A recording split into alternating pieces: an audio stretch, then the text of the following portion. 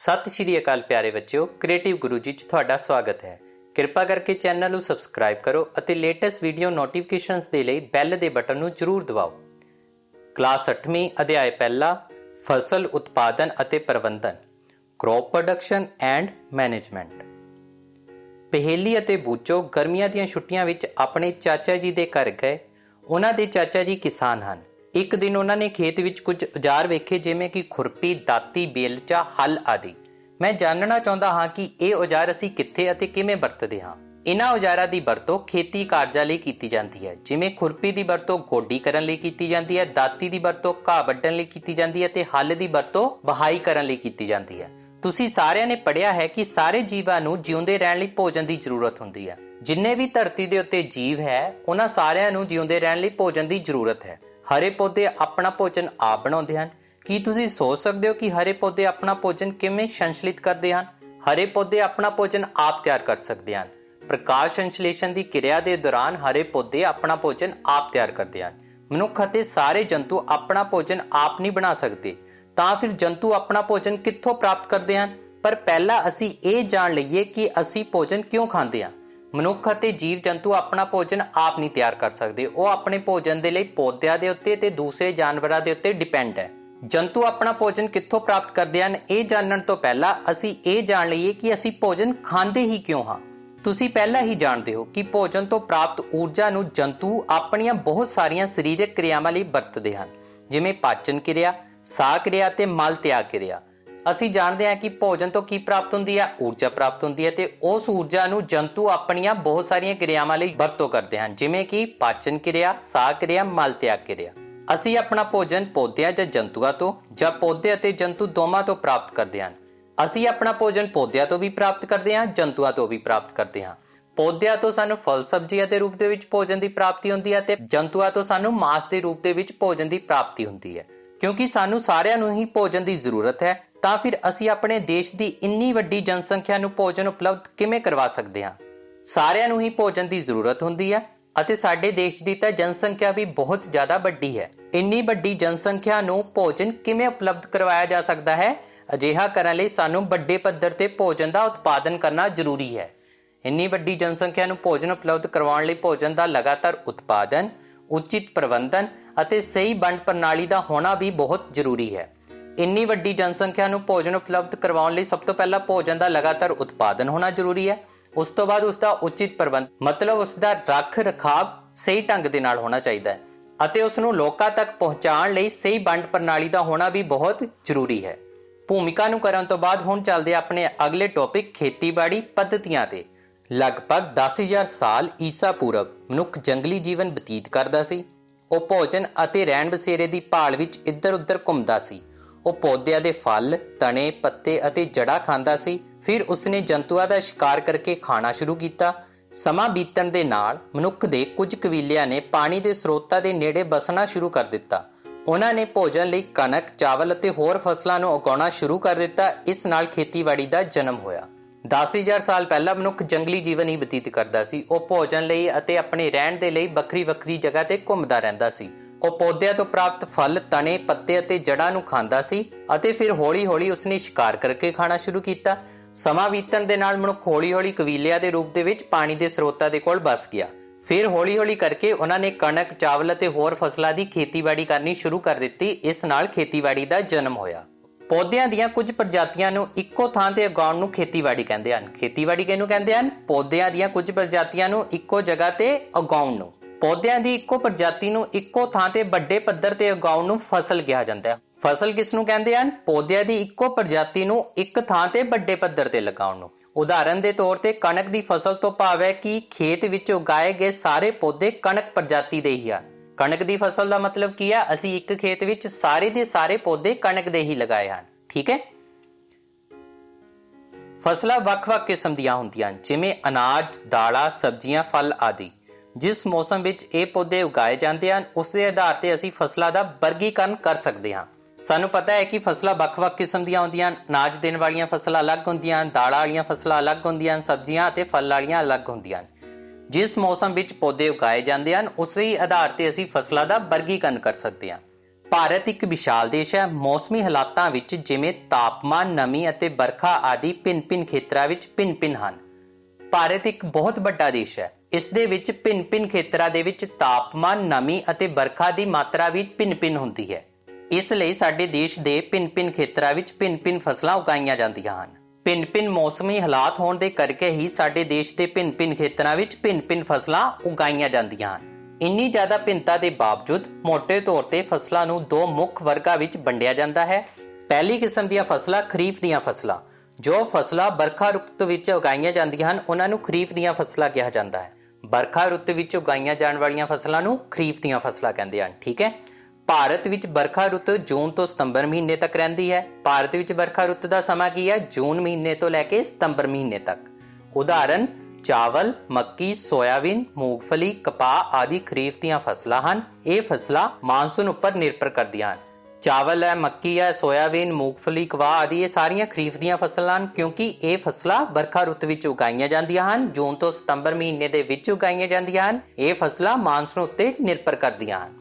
ਦੂਸਰੀ ਕਿਸਮ ਦੀਆਂ ਫਸਲਾਂ ਰੱਬੀ ਦੀਆਂ ਫਸਲਾਂ। ਜੋ ਫਸਲਾਂ ਸਰਦੀ ਰੁੱਤ ਵਿੱਚ ਉਗਾਈਆਂ ਜਾਂਦੀਆਂ ਹਨ ਉਹਨਾਂ ਨੂੰ ਰੱਬੀ ਦੀਆਂ ਫਸਲਾਂ ਕਿਹਾ ਜਾਂਦਾ ਹੈ।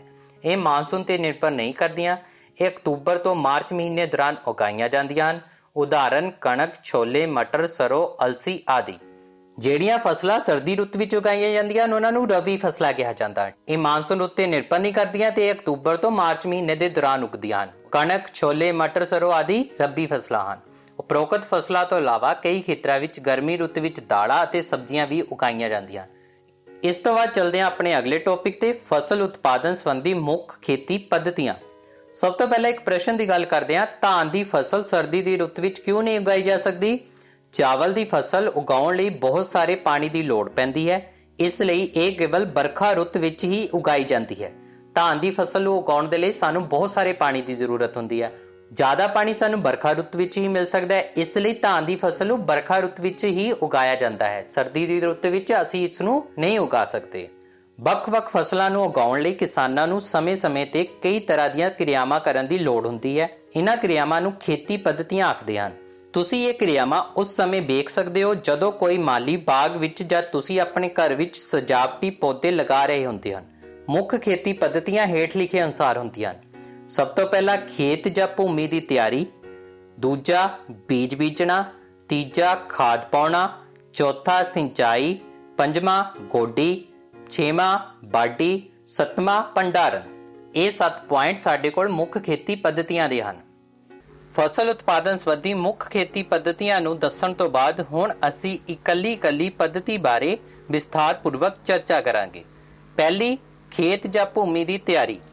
ਫਸਲ ਉਗਾਉਣ ਲਈ ਸਭ ਤੋਂ ਪਹਿਲਾ ਕੰਮ ਹੈ ਖੇਤ ਜਾਂ ਭੂਮੀ ਦੀ ਤਿਆਰੀ। ਖੇਤੀਬਾੜੀ ਵਿੱਚ ਸਭ ਤੋਂ ਮਹੱਤਵਪੂਰਨ ਕੰਮ ਮਿੱਟੀ ਨੂੰ ਪੁੱਟਣਾ ਤੇ ਪੋਲਾ ਕਰਨਾ ਹੈ। ਇਸ ਤਰ੍ਹਾਂ ਕਰਨ ਨਾਲ ਪੌਦਿਆਂ ਦੀਆਂ ਜੜ੍ਹਾਂ ਆਸਾਨੀ ਨਾਲ ਮਿੱਟੀ ਅੰਦਰ ਡੂੰਘੀਆਂ ਧੱਸ ਸਕਦੀਆਂ ਹਨ। ਪੋਲੀ ਮਿੱਟੀ ਵਿੱਚ ਜੜ੍ਹਾਂ ਡੂੰਘਾਈ ਵਿੱਚ ਵੀ ਆਸਾਨੀ ਨਾਲ ਸਾਹ ਲੈ ਸਕਦੀਆਂ ਹਨ। ਹੁਣ ਫਸਲ ਉਗਾਉਣ ਲਈ ਸਭ ਤੋਂ ਪਹਿਲਾ ਕੰਮ ਕੀ ਹੁੰਦਾ ਹੈ? ਖੇਤ ਜਾਂ ਭੂਮੀ ਦੀ ਤਿਆਰੀ ਕਰਨਾ।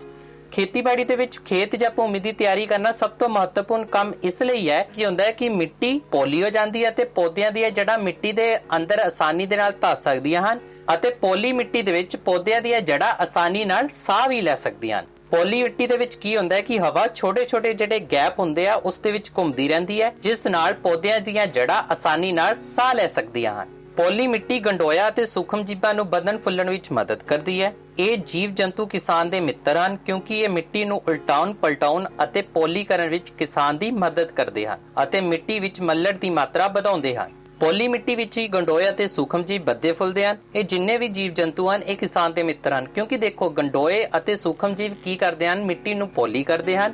ਮਿੱਟੀ ਨੂੰ ਪੋਲੀ ਕਰਨ ਦੇ ਨਾਲ ਇਹ ਨੀਚੇ ਵਾਲੀ ਮਿੱਟੀ ਨੂੰ ਉੱਪਰ ਲੈ ਕੇ ਆਉਂਦੇ ਰਹਿੰਦੇ ਹਨ ਅਤੇ ਉੱਪਰ ਵਾਲੀ ਮਿੱਟੀ ਨੀਚੇ ਜਾਂਦੀ ਰਹਿੰਦੀ ਹੈ, ਜਿਸ ਦੇ ਨਾਲ ਮਿੱਟੀ ਦੇ ਅੰਦਰ ਹਵਾ ਦਾ ਆਦਾਨ ਪ੍ਰਦਾਨ ਹੁੰਦਾ ਰਹਿੰਦਾ ਹੈ। ਇਹ ਜੀਵ ਜੰਤੂ ਮਿੱਟੀ ਦੇ ਵਿੱਚ ਮੱਲੜ ਦੀ ਮਾਤਰਾ ਵਧਾਉਣ ਦੇ ਵਿੱਚ ਵੀ ਮਦਦ ਕਰਦੇ ਹਨ।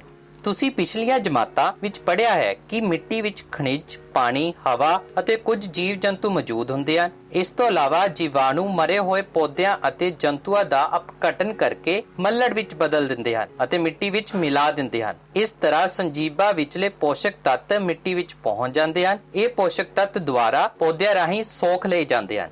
ਅਸੀਂ ਪਿਛਲੀਆਂ ਕਲਾਸਾਂ ਵਿੱਚ ਪੜ੍ਹਿਆ ਹੈ ਕਿ ਮਿੱਟੀ ਵਿੱਚ ਖਣਿਜ ਵੀ ਹੁੰਦਾ ਹੈ, ਪਾਣੀ ਵੀ ਹੁੰਦਾ ਹੈ, ਹਵਾ ਵੀ ਹੁੰਦੀ ਹੈ ਅਤੇ ਮਿੱਟੀ ਦੇ ਵਿੱਚ ਹੋਰ ਵੀ ਕੁਝ ਜੀਵ ਜੰਤੂ ਮੌਜੂਦ ਹੁੰਦੇ ਹਨ। ਇਸ ਤੋਂ ਇਲਾਵਾ ਜਿਹੜੇ ਜੀਵਾਣੂ ਆ ਉਹ ਮਰੇ ਹੋਏ ਪੌਦਿਆਂ ਅਤੇ ਜੰਤੂਆਂ ਦਾ ਅਪਘਟਨ ਕਰਕੇ ਮੱਲੜ ਵਿੱਚ ਬਦਲ ਦਿੰਦੇ ਹਨ। ਜੀਵਾਣੂ ਮਰੇ ਹੋਏ ਪੌਦਿਆਂ ਤੇ ਜੰਤੂਆਂ ਦੇ ਨਾਲ ਕਿਰਿਆ ਕਰਕੇ ਲਗਾਤਾਰ ਮੱਲੜ ਵਿੱਚ ਬਦਲਦੇ ਰਹਿੰਦੇ ਹਨ ਅਤੇ ਮਿੱਟੀ ਦੇ ਵਿੱਚ ਮਿਲਾ ਦਿੰਦੇ ਹਨ। ਇਸ ਤਰ੍ਹਾਂ ਸੰਜੀਵਾਂ ਵਿਚਲੇ ਪੋਸ਼ਕ ਤੱਤ ਮਿੱਟੀ ਦੇ ਵਿੱਚ ਪਹੁੰਚ ਜਾਂਦੇ ਹਨ। ਜੋ ਵੀ ਮਰੇ ਹੋਏ ਪੌਦਿਆਂ ਤੇ ਜੰਤੂਆਂ ਦੇ ਵਿੱਚ ਪੋਸ਼ਕ ਤੱਤ ਹੁੰਦੇ ਹਨ ਦੁਬਾਰਾ ਕਿਸ ਦੇ ਵਿੱਚ ਪਹੁੰਚ ਜਾਂਦੇ ਹਨ? ਮਿੱਟੀ ਦੇ ਵਿੱਚ ਪਹੁੰਚ ਜਾਂਦੇ ਹਨ। ਇਹੀ ਪੋਸ਼ਕ ਤੱਤ ਦੁਬਾਰਾ ਪੌਦਿਆਂ ਦੁਆਰਾ ਸੋਖ ਲਏ ਜਾਂਦੇ ਹਨ। ਕਿਉਂਕਿ ਉੱਪਰਲੀ ਮਿੱਟੀ ਦੀ ਸਭ ਤੋਂ ਉੱਪਰਲੀ ਕੁਝ ਸੈਂਟੀਮੀਟਰ ਮੋਟੀ ਪਰਤ ਹੀ ਪੌਦਿਆਂ ਦੇ ਵਾਧੇ ਵਿੱਚ ਸਹਾਇਕ ਹੁੰਦੀ ਹੈ। ਮਿੱਟੀ ਨੂੰ ਪਲਟਾਉਣ ਨਾਲ ਹੇਠਲੀ ਪੋਸ਼ਕ ਤੱਤਾਂ ਨਾਲ ਭਰਪੂਰ ਮਿੱਟੀ ਉੱਪਰ ਆ ਜਾਂਦੀ ਹੈ ਅਤੇ ਪੌਦੇ ਇਹਨਾਂ ਪੋਸ਼ਕ ਤੱਤਾਂ ਦਾ ਉਪਯੋਗ ਆਸਾਨੀ ਨਾਲ ਕਰ ਸਕਦੇ ਹਨ। ਇਸ ਲਈ ਫਸਲ ਬੀਜਣ ਤੋਂ ਪਹਿਲਾਂ ਮਿੱਟੀ ਨੂੰ ਪਲਟਾਉਣਾ ਬਹੁਤ ਮਹੱਤਵਪੂਰਨ ਹੈ।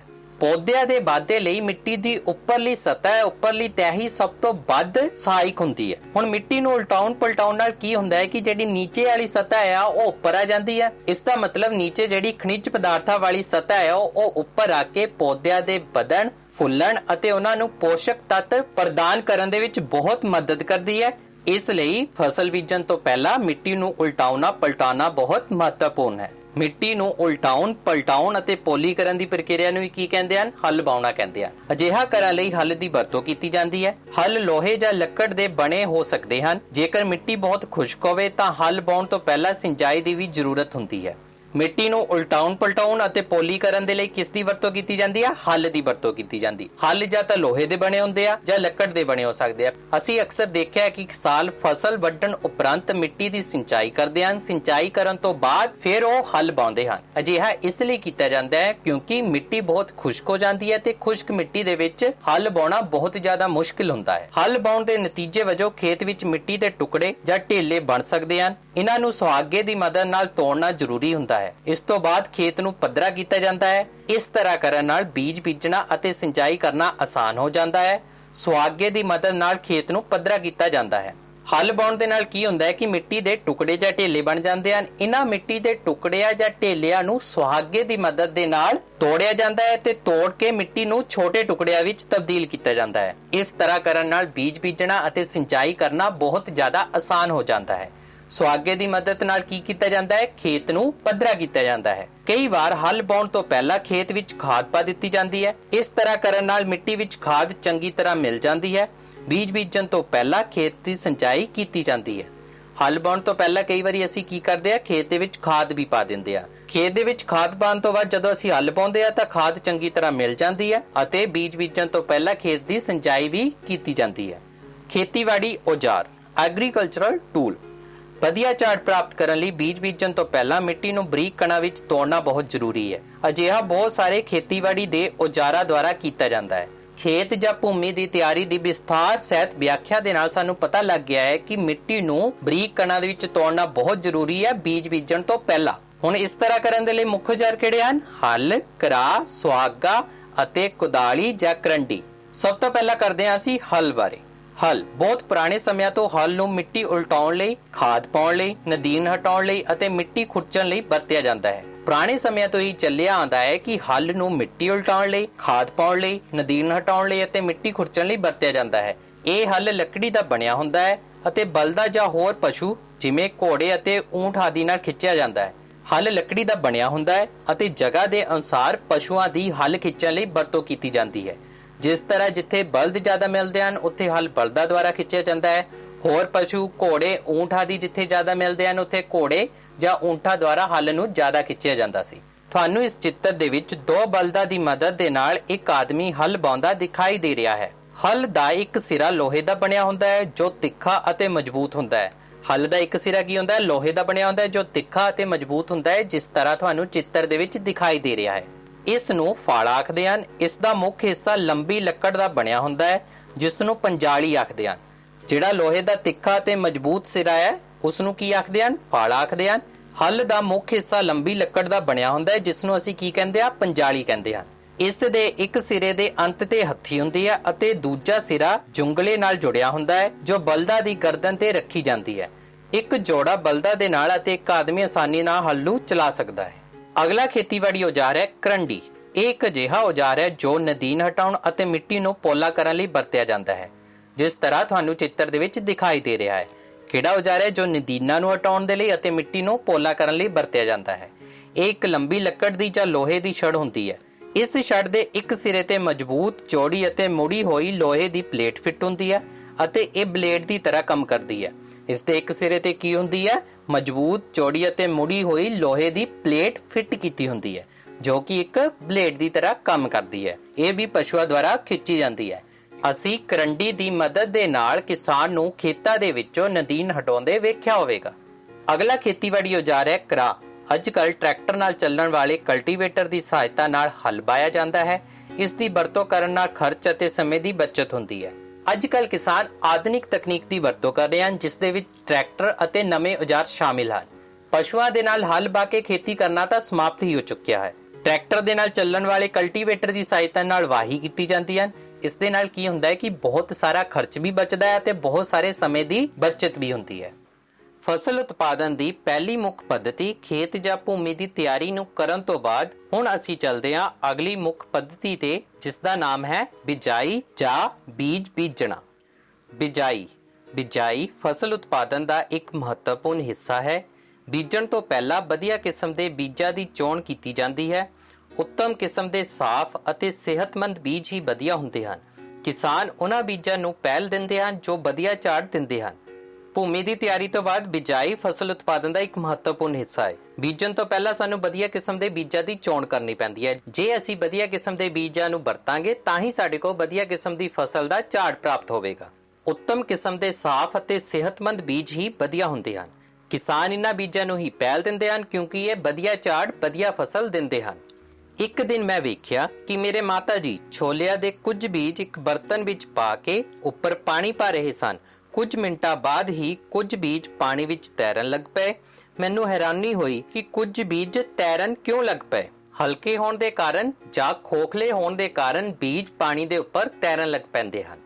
ਬੀਜਾਂ ਦੀ ਚੋਣ। ਇੱਕ ਬੀਕਰ ਲਓ ਅਤੇ ਅੱਧ ਤੱਕ ਪਾਣੀ ਨਾਲ ਭਰੋ। ਹੁਣ ਮੁੱਠੀ ਕੁ ਕਣਕ ਦੇ ਬੀਜ ਬੀਕਰ ਵਿੱਚ ਪਾਓ ਅਤੇ ਹਿਲਾਓ। ਕੁਝ ਸਮਾਂ ਇੰਤਜ਼ਾਰ ਕਰੋ। ਕੀ ਕੁਝ ਬੀਜ ਅਜਿਹੇ ਹਨ ਜੋ ਪਾਣੀ ਉੱਪਰ ਤੈਰਨ ਲੱਗ ਪਏ ਹਨ? ਕੀ ਇਹ ਬੀਜ ਪਾਣੀ ਦੇ ਹੇਠਾਂ ਬੈਠਣ ਵਾਲੇ ਬੀਜਾਂ ਨਾਲੋਂ ਹਲਕੇ ਹਨ ਜਾਂ ਭਾਰੀ? ਖਰਾਬ ਬੀਜ ਅੰਦਰੋਂ ਖੋਖਲੇ ਹੋਣ ਕਰਕੇ ਹਲਕੇ ਹੋ ਜਾਂਦੇ ਹਨ, ਇਸ ਲਈ ਪਾਣੀ ਉੱਪਰ ਤੈਰਨ ਲੱਗ ਜਾਂਦੇ ਹਨ। ਕੀ ਹੁੰਦਾ ਹੈ ਜਦੋਂ ਅਸੀਂ ਬੀਜਾਂ ਨੂੰ ਪਾਣੀ ਦੇ ਵਿੱਚ ਪਾ ਕੇ ਰੱਖਦੇ ਹਾਂ ਤਾਂ ਜਿਹੜੇ ਬੀਜ ਹਲਕੇ ਹੁੰਦੇ ਹਨ ਜਾਂ ਅੰਦਰੋਂ ਖੋਖਲੇ ਹੁੰਦੇ ਹਨ ਉਹ ਪਾਣੀ ਦੇ ਉੱਪਰ ਤੈਰਨ ਲੱਗ ਪੈਂਦੇ ਹਨ। ਅਸੀਂ ਇਹਨਾਂ ਨੂੰ ਇੱਕ ਤਰ੍ਹਾਂ ਨਾਲ ਖਰਾਬ ਬੀਜ ਵੀ ਕਹਿ ਸਕਦੇ ਹਾਂ। ਜਿਹੜੇ ਇਸ ਤਰ੍ਹਾਂ ਦੇ ਬੀਜ ਹੁੰਦੇ ਹਨ ਇਹਨਾਂ ਨੂੰ ਅਸੀਂ ਪਾਣੀ ਤੋਂ ਬਾਹਰ ਕੱਢ ਕੇ ਸਿੱਟ ਦਿੰਦੇ ਹਾਂ ਅਤੇ ਥੱਲੇ ਬੈਠੇ ਹੋਏ ਬੀਜਾਂ ਨੂੰ ਬਿਜਾਈ ਦੇ ਲਈ ਵਰਤਦੇ ਹਾਂ। ਵਧੀਆ ਤੇ ਸਿਹਤਮੰਦ ਬੀਜਾਂ ਨੂੰ ਖਰਾਬ ਬੀਜਾਂ ਨਾਲੋਂ ਵੱਖ ਕਰਨ ਦਾ ਇਹ ਇੱਕ ਵਧੀਆ ਤਰੀਕਾ ਹੈ। ਵਧੀਆ ਬੀਜ ਤੇ ਖਰਾਬ ਬੀਜਾਂ ਨੂੰ ਜੇ ਇੱਕ ਦੂਜੇ ਦੇ ਨਾਲੋਂ ਵੱਖ ਕਰਨਾ ਹੋਵੇ ਤਾਂ ਇਹ ਇੱਕ ਆਸਾਨ ਅਤੇ ਵਧੀਆ ਤਰੀਕਾ ਹੈ। ਬਿਜਾਈ ਤੋਂ ਪਹਿਲਾਂ ਇਹ ਜਾਣਨਾ ਬਹੁਤ ਹੀ ਮਹੱਤਵਪੂਰਨ ਹੈ ਕਿ ਬਿਜਾਈ ਕਰਨ ਲਈ ਕਿਹੜੇ-ਕਿਹੜੇ ਔਜ਼ਾਰਾਂ ਦੀ ਵਰਤੋਂ ਕੀਤੀ ਜਾਂਦੀ ਹੈ। ਪਰੰਪਰਾਗਤ ਔਜ਼ਾਰ। ਪਰੰਪਰਾਗਤ ਢੰਗ ਨਾਲ ਬੀਜਾਂ ਦੀ ਬਿਜਾਈ ਕਰਨ ਲਈ ਵਰਤਿਆ ਜਾਣ ਵਾਲਾ ਔਜ਼ਾਰ ਕੀਪ ਦੇ ਆਕਾਰ ਦੀ ਪੋਰ ਹੁੰਦੀ ਹੈ, ਜੋ ਕਿ ਤੁਹਾਨੂੰ ਇਸ ਚਿੱਤਰ ਦੇ ਵਿੱਚ ਦਿਖਾਈ ਦੇ ਰਹੀ ਹੈ। ਪਰੰਪਰਾਗਤ ਢੰਗ ਦੇ ਨਾਲ ਬੀਜ ਬੀਜਣ ਦੇ ਲਈ ਕਿਹੜਾ ਔਜ਼ਾਰ ਵਰਤਿਆ ਜਾਂਦਾ ਹੈ? ਕੀਫ ਦੇ ਆਕਾਰ ਦੀ ਪੋਰ। ਬੀਜਾਂ ਨੂੰ ਪੋਰ ਅੰਦਰ ਪਾਉਣ ਤੇ ਇਹ 2 ਜਾਂ 3 ਨੁਕੀਲੇ ਸਿਰਿਆਂ ਵਾਲੇ ਪਾਈਪ ਵਿੱਚੋਂ ਲੰਘਦੇ ਹਨ। ਇਹ ਸਿਰੇ ਮਿੱਟੀ ਨੂੰ ਪੁੱਟ ਕੇ ਉਸ ਵਿੱਚ ਬੀਜ ਨੂੰ ਸਥਾਪਿਤ ਕਰ ਦਿੰਦੇ ਹਨ। ਇਸ ਦੇ ਵਿੱਚ ਕੀ ਹੁੰਦਾ ਹੈ ਕਿ ਅਸੀਂ ਬੀਜਾਂ ਨੂੰ ਪੋਰ ਦੇ ਵਿੱਚ ਪਾਉਂਦੇ ਹਾਂ। ਪੋਰ ਅੰਦਰ ਪਾਉਣ ਤੇ 2 ਜਾਂ 3 ਨੁਕੀਲੇ ਸਿਰਿਆਂ ਦੇ ਪਾਈਪ ਵਿੱਚੋਂ ਲੰਘ ਕੇ ਮਿੱਟੀ ਨੂੰ ਪੁੱਟ ਕੇ ਬੀਜ ਨੂੰ ਵਿੱਚ ਸਥਾਪਿਤ ਕਰ ਦਿੰਦੇ ਹਨ। ਅਗਲਾ ਔਜ਼ਾਰ ਬੀਜ ਡਰਿਲ। ਅੱਜ ਕੱਲ੍ਹ ਬਿਜਾਈ ਲਈ ਟਰੈਕਟਰ ਦੀ ਮਦਦ ਨਾਲ ਚੱਲਣ ਵਾਲੀ ਬੀਜ ਡਰਿਲ ਦੀ ਵਰਤੋਂ ਕੀਤੀ ਜਾਂਦੀ ਹੈ, ਜੋ ਕਿ ਤੁਹਾਨੂੰ ਇਸ ਚਿੱਤਰ ਦੇ ਵਿੱਚ ਦਿਖਾਈ ਦੇ ਰਹੀ ਹੈ। ਪਰੰਪਰਾਗਤ ਔਜ਼ਾਰਾਂ ਨਾਲ ਖੇਤੀ ਕਰਨੀ ਤਾਂ ਲਗਭਗ ਸਮਾਪਤ ਹੀ ਹੋ ਚੁੱਕੀ ਹੈ। ਅੱਜ ਅਸੀਂ ਆਧੁਨਿਕ ਔਜ਼ਾਰਾਂ ਦੀ ਵਰਤੋਂ ਦੇ ਨਾਲ ਟਰੈਕਟਰ ਨਾਲ ਚੱਲਣ ਵਾਲੀ ਬੀਜ ਡਰਿਲ ਦੀ ਵਰਤੋਂ ਕਰਦੇ ਹਾਂ। ਇਹ ਬੀਜ ਨੂੰ ਮਿੱਟੀ ਵਿੱਚ ਸਹੀ ਡੂੰਘਾਈ ਅਤੇ ਸਹੀ ਦੂਰੀ ਤੇ ਇੱਕਸਾਰ ਬੀਜਦਾ ਹੈ। ਬੀਜ ਡਰਿਲ ਨਾਲ ਬਿਜਾਈ ਕਰਨ ਦਾ ਇਹ ਵੀ ਫਾਇਦਾ ਹੈ ਕਿ ਇਹ ਮਿੱਟੀ ਦੇ ਵਿੱਚ ਇੱਕ ਤਾਂ ਸਹੀ ਡੂੰਘਾਈ ਤੇ ਅਤੇ ਬੀਜਾਂ ਦੀ ਇੱਕ ਦੂਜੇ ਤੋਂ ਸਹੀ ਦੂਰੀ ਤੇ ਬੀਜ ਨੂੰ ਬੀਜਦੇ ਹਨ। ਇਸ ਨਾਲ ਬੀਜ ਨਾਲ ਦੀ ਨਾਲ ਮਿੱਟੀ ਨਾਲ ਢਕੇ ਵੀ ਜਾਂਦੇ ਹਨ। ਇਸ ਤਰ੍ਹਾਂ ਪੰਛੀਆਂ ਦੁਆਰਾ ਨੁਕਸਾਨ ਹੋਣ ਤੋਂ ਬਚ ਜਾਂਦਾ ਹੈ। ਇਸ ਤਰ੍ਹਾਂ ਬੀਜ ਡਰਿਲ ਦੁਆਰਾ ਸਮੇਂ ਅਤੇ ਖਰਚ ਦੋਨਾਂ ਦੀ ਬਚਤ ਹੋ ਜਾਂਦੀ ਹੈ। ਬੀਜ ਡਰਿਲ ਨਾਲ ਬੀਜ ਬੀਜਣ ਦਾ ਇੱਕ ਫਾਇਦਾ ਹੋਰ ਵੀ ਹੈ ਕਿ ਨਾਲ ਦੀ ਨਾਲ ਇਹ ਮਿੱਟੀ ਦੇ ਨਾਲ ਢਕੇ ਵੀ ਜਾਂਦੇ ਹਨ ਅਤੇ ਪੰਛੀਆਂ ਦੁਆਰਾ ਬੀਜਾਂ ਦਾ ਨੁਕਸਾਨ ਹੋਣ ਤੋਂ ਬਚ ਵੀ ਜਾਂਦਾ ਹੈ। ਬੀਜ ਡਰਿਲ ਨਾਲ ਬਿਜਾਈ ਕਰਨ ਨਾਲ ਸਮੇਂ ਦੀ ਬਹੁਤ ਜ਼ਿਆਦਾ ਬਚਤ ਹੋ ਜਾਂਦੀ ਹੈ, ਕਿਉਂਕਿ ਘੱਟ ਹੀ ਸਮੇਂ ਦੇ ਵਿੱਚ ਤੁਸੀਂ ਕਈ ਖੇਤ ਬੀਜ ਸਕਦੇ ਹੋ ਅਤੇ ਇਸ ਦਾ ਖਰਚ ਵੀ ਬਹੁਤ ਜ਼ਿਆਦਾ ਘੱਟ ਆਉਂਦਾ ਹੈ। ਮੇਰੇ ਸਕੂਲ ਦੇ ਨੇੜੇ ਇੱਕ ਨਰਸਰੀ ਹੈ। ਮੈਂ ਵੇਖਿਆ ਉੱਥੇ ਛੋਟੇ-ਛੋਟੇ ਪੌਦੇ ਥੈਲੀਆਂ ਵਿੱਚ ਪਾ ਕੇ ਰੱਖੇ ਹੋਏ ਸਨ। ਕੁਝ ਫਸਲਾਂ ਦੇ ਬੀਜ ਜਿਵੇਂ ਚਾਵਲ ਪਹਿਲਾਂ ਨਰਸਰੀ ਵਿੱਚ ਉਗਾਏ ਜਾਂਦੇ ਹਨ। ਜਦੋਂ ਉਹਨਾਂ ਦੀ ਪਨੀਰੀ ਤਿਆਰ ਹੋ ਜਾਂਦੀ ਹੈ ਤਾਂ ਉਹਨਾਂ ਨੂੰ ਉੱਥੋਂ ਪੁੱਟ ਕੇ ਹੱਥਾਂ ਨਾਲ ਖੇਤ ਵਿੱਚ ਬੀਜ ਦਿੱਤਾ ਜਾਂਦਾ ਹੈ। ਕੁਝ ਜੰਗਲੀ ਤੇ ਫੁੱਲਦਾਰ ਪੌਦੇ ਇਸੇ ਤਰ੍ਹਾਂ ਨਰਸਰੀ ਵਿੱਚ ਉਗਾਏ ਜਾਂਦੇ ਹਨ। ਅਸੀਂ ਅਕਸਰ ਆਪਣੇ ਸਕੂਲ ਦੇ ਨੇੜੇ ਜਾਂ ਕਿਤੇ ਆਂਦੇ ਜਾਂਦੇ ਨਰਸਰੀ ਨੂੰ ਵੇਖਿਆ ਹੋਵੇਗਾ। ਉੱਥੇ ਛੋਟੇ-ਛੋਟੇ ਪੌਦੇ ਥੈਲੀਆਂ ਦੇ ਵਿੱਚ ਪਾ ਕੇ ਰੱਖੇ ਹੋਏ ਹੁੰਦੇ ਹਨ। ਕਿਉਂ ਰੱਖੇ ਹੋਏ ਹੁੰਦੇ ਹਨ? ਕਿਉਂਕਿ ਕੁਝ ਪੌਦੇ ਲਗਾਉਣ ਤੋਂ ਪਹਿਲਾਂ ਉਸ ਨੂੰ ਨਰਸਰੀ ਦੇ ਵਿੱਚ ਤਿਆਰ ਕੀਤਾ ਜਾਂਦਾ ਹੈ। ਜਦੋਂ ਉਹਨਾਂ ਪੌਦਿਆਂ ਦੀ ਨਰਸਰੀ ਤਿਆਰ ਹੋ ਜਾਂਦੀ ਹੈ ਫਿਰ ਉਹਨਾਂ ਪੌਦਿਆਂ ਨੂੰ ਲਗਾਇਆ ਜਾਂਦਾ ਹੈ। ਇਸੇ ਤਰ੍ਹਾਂ ਧਾਨ ਜਾਂ ਚਾਵਲ ਦੀ ਫਸਲ ਹੈ। ਧਾਨ ਜਾਂ ਚਾਵਲ ਦੀ ਫਸਲ ਨੂੰ ਲਗਾਉਣ ਦੇ ਲਈ ਧਾਨ ਜਾਂ ਚਾਵਲ ਦੀ ਸਾਨੂੰ ਪਨੀਰੀ ਨੂੰ ਪਹਿਲਾਂ ਲਗਾਉਣਾ ਪੈਂਦਾ ਹੈ। ਫਿਰ ਉਸ ਪਨੀਰੀ ਨੂੰ ਪੱਟ ਕੇ ਅਸੀਂ ਖੇਤ ਦੇ ਵਿੱਚ ਲਗਾਉਂਦੇ ਹਾਂ ਤਾਂ ਧਾਨ ਦੀ ਜਾਂ ਚਾਵਲ ਦੀ ਫਸਲ ਹੋਵੇਗੀ। ਕੁਝ ਪੌਦੇ ਅਤੇ ਫਸਲਾਂ ਇਸੇ ਤਰ੍ਹਾਂ ਉਗਾਈਆਂ ਜਾਂਦੀਆਂ ਹਨ। ਪਹਿਲਾਂ ਉਹਨਾਂ ਦੀ ਪਨੀਰੀ ਤਿਆਰ ਕੀਤੀ ਜਾਂਦੀ ਹੈ ਤੇ ਫਿਰ ਉਹਨਾਂ ਨੂੰ ਲਗਾਇਆ ਜਾਂਦਾ ਹੈ। ਪੌਦਿਆਂ ਨੂੰ ਬਹੁਤ ਸੰਘਣੇ ਹੋਣ ਤੋਂ ਰੋਕਣ ਲਈ ਬੀਜਾਂ ਵਿੱਚ ਲੋੜੀਂਦੀ ਵਿੱਥ ਹੋਣਾ ਬਹੁਤ ਮਹੱਤਵਪੂਰਨ ਹੈ। ਇਸ ਤਰ੍ਹਾਂ ਪੌਦਿਆਂ ਨੂੰ ਸੂਰਜ ਦਾ ਪ੍ਰਕਾਸ਼, ਪੋਸ਼ਕ ਤੱਤ ਅਤੇ ਪਾਣੀ ਭਰਪੂਰ ਮਾਤਰਾ ਵਿੱਚ ਪ੍ਰਾਪਤ ਹੁੰਦਾ ਹੈ। ਜ਼ਿਆਦਾ ਸੰਘਣੇਪਣ ਨੂੰ ਰੋਕਣ ਲਈ ਕਈ ਵਾਰ ਕੁਝ ਪੌਦਿਆਂ ਨੂੰ ਪੁੱਟ ਕੇ ਕੱਢ ਦਿੱਤਾ ਜਾਂਦਾ ਹੈ। ਅਗਰ ਫਸਲਾਂ ਜਾਂ ਪੌਦੇ ਸੰਘਣੇ ਹੁੰਦੇ ਹਨ ਤਾਂ ਉਹਨਾਂ ਨੂੰ ਸੂਰਜ ਦੀ ਰੋਸ਼ਨੀ, ਪੋਸ਼ਕ ਤੱਤ ਅਤੇ ਪਾਣੀ ਭਰਪੂਰ ਮਾਤਰਾ ਦੇ ਵਿੱਚ ਨਹੀਂ ਮਿਲਦਾ। ਸੂਰਜ ਦੀ ਰੋਸ਼ਨੀ, ਪੋਸ਼ਕ ਤੱਤ ਅਤੇ ਪਾਣੀ ਭਰਪੂਰ ਮਾਤਰਾ ਵਿੱਚ ਪੌਦਿਆਂ ਨੂੰ ਅਤੇ ਫਸਲ ਨੂੰ ਮਿਲ ਸਕੇ ਤਾਂ ਉਹਨਾਂ ਦੇ ਵਿਚਲੀ ਇੱਕ ਨਿਸ਼ਚਿਤ ਦੂਰੀ ਰੱਖਣਾ ਬਹੁਤ ਮਹੱਤਵਪੂਰਨ ਹੈ। ਜੇਕਰ ਸਾਨੂੰ ਪੌਦੇ ਜ਼ਿਆਦਾ ਸੰਘਣੇ ਲੱਗੇ ਹੋਏ ਦਿਖਾਈ ਦਿੰਦੇ ਹਨ ਤਾਂ ਕਦੇ-ਕਦੇ ਉਹਨਾਂ ਪੌਦਿਆਂ ਦੇ ਵਿੱਚੋਂ ਕੁਝ ਪੌਦਿਆਂ ਨੂੰ ਕੱਢ ਵੀ ਦਿੱਤਾ ਜਾਂਦਾ ਹੈ। ਇਸ ਤੋਂ ਬਾਅਦ ਅਸੀਂ ਚੱਲਦੇ ਹਾਂ ਅਗਲੀ ਮੁੱਖ ਪੱਧਤੀ ਤੇ ਖਾਦ ਪਾਉਣਾ, ਦੇਸੀ ਜਾਂ ਰਸਾਇਣਿਕ ਖਾਦ। ਪੌਦਿਆਂ ਦੇ ਸਿਹਤਮੰਦ ਵਾਧੇ ਲਈ ਮਿੱਟੀ ਵਿੱਚ ਜੋ ਪਦਾਰਥ ਪੋਸ਼ਕ ਤੱਤਾਂ ਦੇ ਰੂਪ ਵਿੱਚ ਮਿਲਾਏ ਜਾਂਦੇ ਹਨ ਉਹਨਾਂ ਨੂੰ ਖਾਦ ਕਿਹਾ ਜਾਂਦਾ ਹੈ। ਖਾਦ ਕਿਸ ਨੂੰ ਕਿਹਾ ਜਾਂਦਾ ਹੈ? ਪੌਦਿਆਂ ਦੇ ਸਿਹਤਮੰਦ ਵਾਧੇ ਲਈ ਜੋ ਪਦਾਰਥ, ਜੋ ਪੋਸ਼ਕ ਤੱਤ ਅਸੀਂ ਮਿੱਟੀ ਵਿੱਚ ਮਿਲਾਉਂਦੇ ਹਾਂ ਉਹਨਾਂ ਨੂੰ ਖਾਦ ਕਿਹਾ ਜਾਂਦਾ ਹੈ। ਮੈਂ ਇੱਕ ਖੇਤ ਵਿੱਚ ਫਸਲ ਵੇਖੀ ਜਿਸ ਦੇ ਪੌਦੇ ਬਹੁਤ ਹੀ ਸਿਹਤਮੰਦ ਸਨ, ਪਰੰਤੂ ਨਾਲ ਲੱਗਦੇ ਖੇਤ ਵਿੱਚ ਬਹੁਤ ਹੀ ਕਮਜ਼ੋਰ ਜਿਹੇ ਪੌਦੇ ਸਨ। ਕੁਝ ਪੌਦੇ ਦੂਜੇ ਪੌਦਿਆਂ ਦੀ ਤੁਲਨਾ ਵਿੱਚ ਵੱਧ ਸਿਹਤਮੰਦ ਕਿਉਂ ਹੁੰਦੇ ਹਨ? ਅਕਸਰ ਅਸੀਂ ਵੀ ਇਹ ਦੇਖਿਆ ਹੋਵੇਗਾ ਕਿ ਇੱਕ ਖੇਤ ਦੀ ਫਸਲ ਜ਼ਿਆਦਾ ਸਿਹਤਮੰਦ ਹੁੰਦੀ ਹੈ ਪਰ ਨਾਲ ਦੇ ਖੇਤ ਦੀ ਫਸਲ ਜਾਂ ਤਾਂ ਕਮਜ਼ੋਰ ਦਿਖਦੀ ਹੈ ਜਾਂ ਉਸ ਦੇ ਨਾਲੋਂ ਘੱਟ ਸਿਹਤਮੰਦ ਦਿਖਾਈ ਦਿੰਦੀ ਹੈ। ਇਸ ਦਾ ਕਾਰਨ ਇਹ ਹੁੰਦਾ ਹੈ ਕਿ ਕਮਜ਼ੋਰ ਫਸਲ ਨੂੰ ਮਿੱਟੀ ਵਿੱਚੋਂ ਉਹ ਪੋਸ਼ਕ ਤੱਤ, ਉਹ ਖਣਿਜ ਪ੍ਰਾਪਤ ਨਹੀਂ ਹੋਏ ਜੋ ਉਸਦੇ ਵਧਣ ਫੁੱਲਣ ਦੇ ਲਈ, ਉਸਦੇ ਸਿਹਤਮੰਦ ਵਾਧੇ ਲਈ ਜ਼ਰੂਰੀ ਸਨ। ਸਾਨੂੰ ਪਤਾ ਹੈ ਕਿ ਮਿੱਟੀ ਫਸਲ ਨੂੰ ਪੋਸ਼ਕ ਤੱਤ ਪ੍ਰਦਾਨ ਕਰਦੀ ਹੈ। ਪੌਦਿਆਂ ਦੇ ਵਾਧੇ ਲਈ ਇਹ ਪੋਸ਼ਕ ਤੱਤ ਬਹੁਤ ਹੀ ਜ਼ਰੂਰੀ ਹਨ। ਕਈ ਖੇਤਰਾਂ ਵਿੱਚ ਕਿਸਾਨ ਇੱਕ ਫਸਲ ਤੋਂ ਬਾਅਦ ਦੂਜੀ ਫਸਲ ਲਗਾਤਾਰ ਬੀਜਦੇ ਰਹਿੰਦੇ ਹਨ। ਖੇਤ ਨੂੰ ਬਿਨਾਂ ਬੀਜੇ ਨਹੀਂ ਰਹਿਣ ਦਿੰਦੇ ਜਾਂ ਕੁਝ ਦੇਰ ਲਈ ਬਰਿਆਹਾ ਨਹੀਂ ਛੱਡਦੇ। ਸਾਨੂੰ ਇਹ ਚੰਗੀ ਤਰ੍ਹਾਂ ਪਤਾ ਹੈ ਕਿ ਮਿੱਟੀ ਫਸਲ ਨੂੰ ਪੋਸ਼ਕ ਤੱਤ ਪ੍ਰਦਾਨ ਕਰਦੀ ਹੈ। ਪੌਦਿਆਂ ਦੇ ਵਾਧੇ ਲਈ ਪੋਸ਼ਕ ਤੱਤ ਜਿਹੜੇ ਮਿੱਟੀ ਦੁਆਰਾ ਪ੍ਰਦਾਨ ਕੀਤੇ ਜਾਂਦੇ ਹਨ ਇਹ ਬਹੁਤ ਹੀ ਜ਼ਿਆਦਾ ਮਹੱਤਵਪੂਰਨ ਹਨ। ਕਈ ਖੇਤਰਾਂ ਵਿੱਚ ਕਿਸਾਨ ਕੀ ਕਰਦੇ ਹਨ, ਇੱਕ ਫਸਲ ਤੋਂ ਬਾਅਦ ਦੂਜੀ ਫਸਲ ਲਗਾਤਾਰ ਬੀਜਦੇ ਰਹਿੰਦੇ ਹਨ। ਜਿਸ ਤਰ੍ਹਾਂ ਸਾਡੇ ਆਲੇ ਦੁਆਲੇ ਕਿਸਾਨ ਕਰਦੇ ਹਨ। ਕਣਕ ਦੀ ਫਸਲ ਵੱਢਣ ਤੋਂ ਬਾਅਦ ਝੋਨੇ ਦੀ ਫਸਲ ਲਗਾ ਦਿੱਤੀ ਜਾਂਦੀ ਹੈ। ਝੋਨੇ ਦੀ ਫਸਲ ਵੱਢਣ ਤੋਂ ਬਾਅਦ ਅਗਲੀ ਫਸਲ ਲਗਾ ਦਿੱਤੀ ਜਾਂਦੀ ਹੈ। ਮਤਲਬ ਲਗਾਤਾਰ ਫਸਲ ਨੂੰ ਬੀਜਦੇ ਰਹਿੰਦੇ ਹਨ। ਕਿਸਾਨ ਖੇਤ ਨੂੰ ਖਾਲੀ ਛੱਡਦੇ ਹੀ ਨਹੀਂ ਹਨ। ਖੇਤ ਵਿੱਚ ਲਗਾਤਾਰ ਫਸਲਾਂ ਬੀਜਣ ਨਾਲ ਮਿੱਟੀ ਵਿੱਚ ਉਹਨਾਂ ਵਿਸ਼ੇਸ਼ ਤੱਤਾਂ ਦੀ ਕਮੀ ਹੋ ਜਾਂਦੀ ਹੈ ਜੋ ਲਗਾਤਾਰ ਬੀਜੀ ਜਾਣ ਵਾਲੀ ਫਸਲ ਨੂੰ ਚਾਹੀਦੇ ਹੁੰਦੇ ਹਨ। ਖੇਤ ਵਿੱਚ ਲਗਾਤਾਰ ਫਸਲਾਂ ਬੀਜਣ ਦੇ ਨਾਲ ਕੀ ਹੁੰਦਾ ਹੈ ਕਿ ਉਸ ਮਿੱਟੀ ਦੇ ਵਿੱਚ ਉਸ ਪੋਸ਼ਕ ਤੱਤ ਦੀ ਜਾਂ ਉਹਨਾਂ ਪੋਸ਼ਕ ਤੱਤਾਂ ਦੀ ਕਮੀ ਹੋ ਜਾਂਦੀ ਹੈ ਜੋ ਕਿ ਫਸਲਾਂ ਨੂੰ ਚਾਹੀਦੇ ਹੁੰਦੇ ਹਨ। ਇਸ ਲਈ ਮਿੱਟੀ ਵਿੱਚ ਪੋਸ਼ਕ ਤੱਤਾਂ ਦੀ ਪੂਰਤੀ ਲਈ ਕਿਸਾਨ ਖੇਤ ਵਿੱਚ ਖਾਦ ਪਾਉਂਦੇ ਹਨ। ਇਸ ਵਿਧੀ ਨੂੰ ਖਾਦ ਪਾਉਣਾ ਕਿਹਾ ਜਾਂਦਾ ਹੈ। ਪੋਸ਼ਕ ਤੱਤਾਂ ਦੀ ਕਮੀ ਨੂੰ ਪੂਰੀ ਕਰਨ ਦੇ ਲਈ ਹੀ ਖਾਦ ਪਾਈ ਜਾਂਦੀ ਹੈ। ਖਾਦ ਕੀ ਹੈ? ਪੋਸ਼ਕ ਤੱਤ ਹੈ ਜੋ ਮਿੱਟੀ ਨੂੰ ਦਿੱਤੇ ਜਾਂਦੇ ਹਨ ਅਤੇ ਬਾਅਦ ਵਿੱਚ ਜੋ ਪੌਦੇ ਮਿੱਟੀ ਤੋਂ ਪ੍ਰਾਪਤ ਕਰ ਲੈਂਦੇ ਹਨ। ਖਾਦ ਦੀ ਕਮੀ ਕਾਰਨ ਪੌਦੇ ਕਮਜ਼ੋਰ ਹੋ ਜਾਂਦੇ ਹਨ। ਜੇਕਰ ਖਾਦ ਇੱਕ ਨਿਸ਼ਚਿਤ ਸਮੇਂ ਅਤੇ ਇੱਕ ਨਿਸ਼ਚਿਤ ਮਾਤਰਾ ਦੇ ਵਿੱਚ ਨਾ ਪਾਈ ਜਾਵੇ ਤਾਂ ਪੌਦੇ ਕਮਜ਼ੋਰ ਹੋ ਜਾਂਦੇ ਹਨ। ਖਾਦਾਂ ਦੋ ਪ੍ਰਕਾਰ ਦੀਆਂ ਹੁੰਦੀਆਂ ਹਨ। ਪਹਿਲੀ ਰੂੜੀ ਖਾਦ, ਦੂਜੀ ਰਸਾਇਣਿਕ ਖਾਦ। ਪਹਿਲੀ ਰੂੜੀ ਖਾਦ। ਇਹ ਖਾਦ ਇੱਕ ਕਾਰਬਨਿਕ ਪਦਾਰਥ ਹੈ ਜੋ ਕਿ ਪੌਦਿਆਂ ਅਤੇ ਜੰਤੂਆਂ ਦੇ ਵਿਅਰਥ ਪਦਾਰਥਾਂ ਦੇ ਅਪਘਟਨ ਤੋਂ ਪ੍ਰਾਪਤ ਹੁੰਦੀ ਹੈ। ਕਿਸਾਨ ਪੌਦਿਆਂ ਅਤੇ ਜੰਤੂਆਂ ਦੇ ਵਿਅਰਥ ਪਦਾਰਥਾਂ ਨੂੰ ਇੱਕ ਖੁੱਲੇ ਥਾਂ ਤੇ ਟੋਏ ਵਿੱਚ ਸੁੱਟ ਦਿੰਦੇ ਹਨ। ਸੂਖਮਜੀਵ ਦੁਆਰਾ ਅਪਘਟਨ ਕਿਰਿਆ ਹੁੰਦੀ ਹੈ ਅਤੇ ਸਿੱਟੇ ਵਜੋਂ ਜੋ ਪਦਾਰਥ ਪ੍ਰਾਪਤ ਹੁੰਦਾ ਹੈ ਉਸ ਨੂੰ ਰੂੜੀ ਖਾਦ ਜਾਂ ਦੇਸੀ ਖਾਦ ਵਜੋਂ ਵਰਤ ਲਿਆ ਜਾਂਦਾ ਹੈ।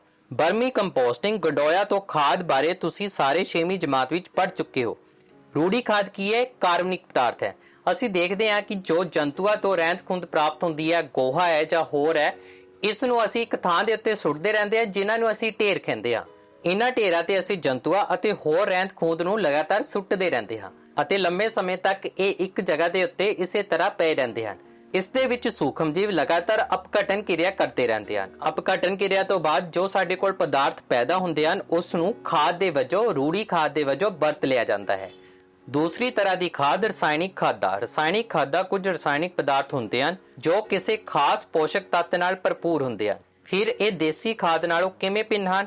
ਰਸਾਇਣਿਕ ਖਾਦਾਂ ਫੈਕਟਰੀਆਂ ਵਿੱਚ ਤਿਆਰ ਕੀਤੀਆਂ ਜਾਂਦੀਆਂ ਹਨ। ਰਸਾਇਣਿਕ ਖਾਦਾਂ ਦੀਆਂ ਕੁਝ ਉਦਾਹਰਨਾਂ ਹਨ urea, ammonium sulphate, super phosphate, potash, NPA, nitrogen, phosphorus, potassium.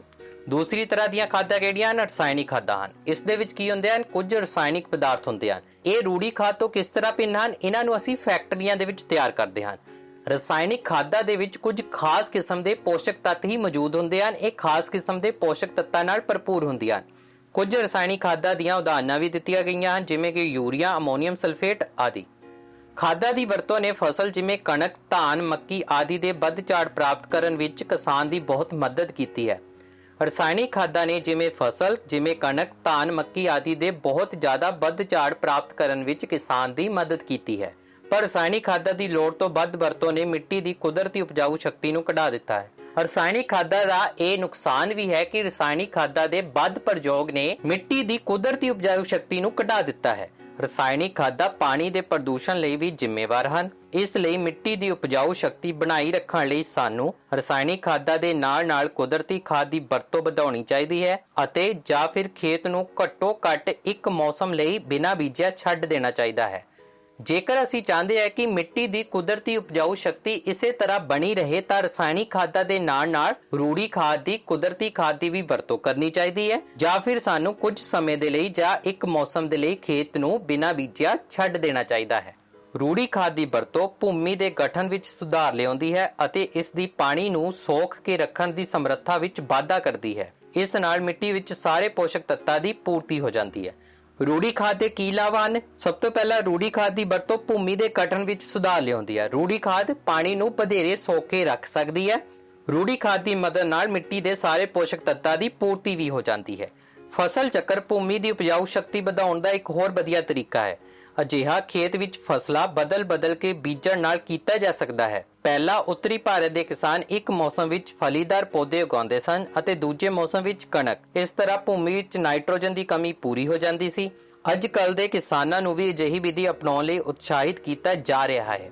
ਫਸਲ ਚੱਕਰ ਭੂਮੀ ਦੀ ਉਪਜਾਊ ਸ਼ਕਤੀ ਵਧਾਉਣ ਦੇ ਲਈ ਬਹੁਤ ਜ਼ਿਆਦਾ ਮਦਦ ਕਰਦਾ ਹੈ। ਜਿਸ ਤਰ੍ਹਾਂ ਉੱਤਰੀ ਭਾਰਤ ਦੇ ਕਿਸਾਨ ਪਹਿਲਾਂ ਕੀ ਕਰਦੇ ਸਨ ਕਿ ਇੱਕ ਮੌਸਮ ਦੇ ਵਿੱਚ ਫਲਦਾਰ ਪੌਦੇ ਉਗਾਉਂਦੇ ਸਨ। ਫਲਦਾਰ ਪੌਦੇ ਕੀ ਕਰਦੇ ਹਨ ਕਿ ਫਲਦਾਰ ਪੌਦਿਆਂ ਦੀਆਂ ਜੜ੍ਹਾਂ ਮਿੱਟੀ ਵਿੱਚ ਨਾਈਟ੍ਰੋਜਨ ਦੀ ਕਮੀ ਨੂੰ ਪੂਰਾ ਕਰ ਦਿੰਦੀਆਂ ਹਨ ਅਤੇ ਦੂਜੇ ਮੌਸਮ ਵਿੱਚ ਕਣਕ ਉਗਾਉਂਦੇ ਸਨ। ਕਣਕ ਉਸ ਨਾਈਟ੍ਰੋਜਨ ਨੂੰ ਪ੍ਰਾਪਤ ਕਰ ਲੈਂਦੀ ਸੀ ਅਤੇ ਇਸ ਤਰ੍ਹਾਂ ਮਿੱਟੀ ਦੀ ਉਪਜਾਊ ਸ਼ਕਤੀ ਬਣੀ ਰਹਿੰਦੀ ਸੀ। ਅੱਜ ਕੱਲ੍ਹ ਦੇ ਕਿਸਾਨਾਂ ਨੂੰ ਵੀ ਅਜਿਹੀ ਵਿਧੀ ਅਪਣਾਉਣ ਲਈ ਉਤਸ਼ਾਹਿਤ ਕੀਤਾ ਜਾ ਰਿਹਾ ਹੈ। ਮੁੱਢਲੀਆਂ ਕਲਾਸਾਂ ਵਿੱਚ ਤੁਸੀਂ ਰਾਈਜ਼ੋਮੀਅਮ ਜੀਵਾਣੂ ਬਾਰੇ ਪੜ੍ਹ ਚੁੱਕੇ ਹੋ। ਇਹ ਫਲਦਾਰ ਪੌਦਿਆਂ ਦੀਆਂ ਜੜ੍ਹਾਂ ਤੇ ਮੌਜੂਦ ਗੰਢਾਂ ਵਿੱਚ ਹੁੰਦੇ ਹਨ। ਇਹ ਵਾਯੂਮੰਡਲ ਵਿਚਲੇ ਨਾਈਟ੍ਰੋਜਨ ਨੂੰ ਸਥਿਰ ਕਰਕੇ ਮਿੱਟੀ ਵਿੱਚ ਪੋਸ਼ਕ ਤੱਤਾਂ ਦੀ ਕਮੀ ਦੀ ਪੂਰਤੀ ਕਰ ਦਿੰਦੇ ਹਨ।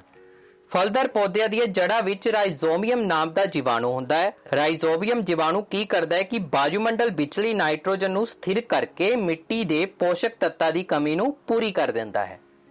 ਹੁਣ ਅਸੀਂ ਰਸਾਇਣਿਕ ਅਤੇ ਰੂੜੀ ਖਾਦਾਂ ਵਿਚਕਾਰ ਅੰਤਰ ਨੂੰ ਸਮਝਾਂਗੇ।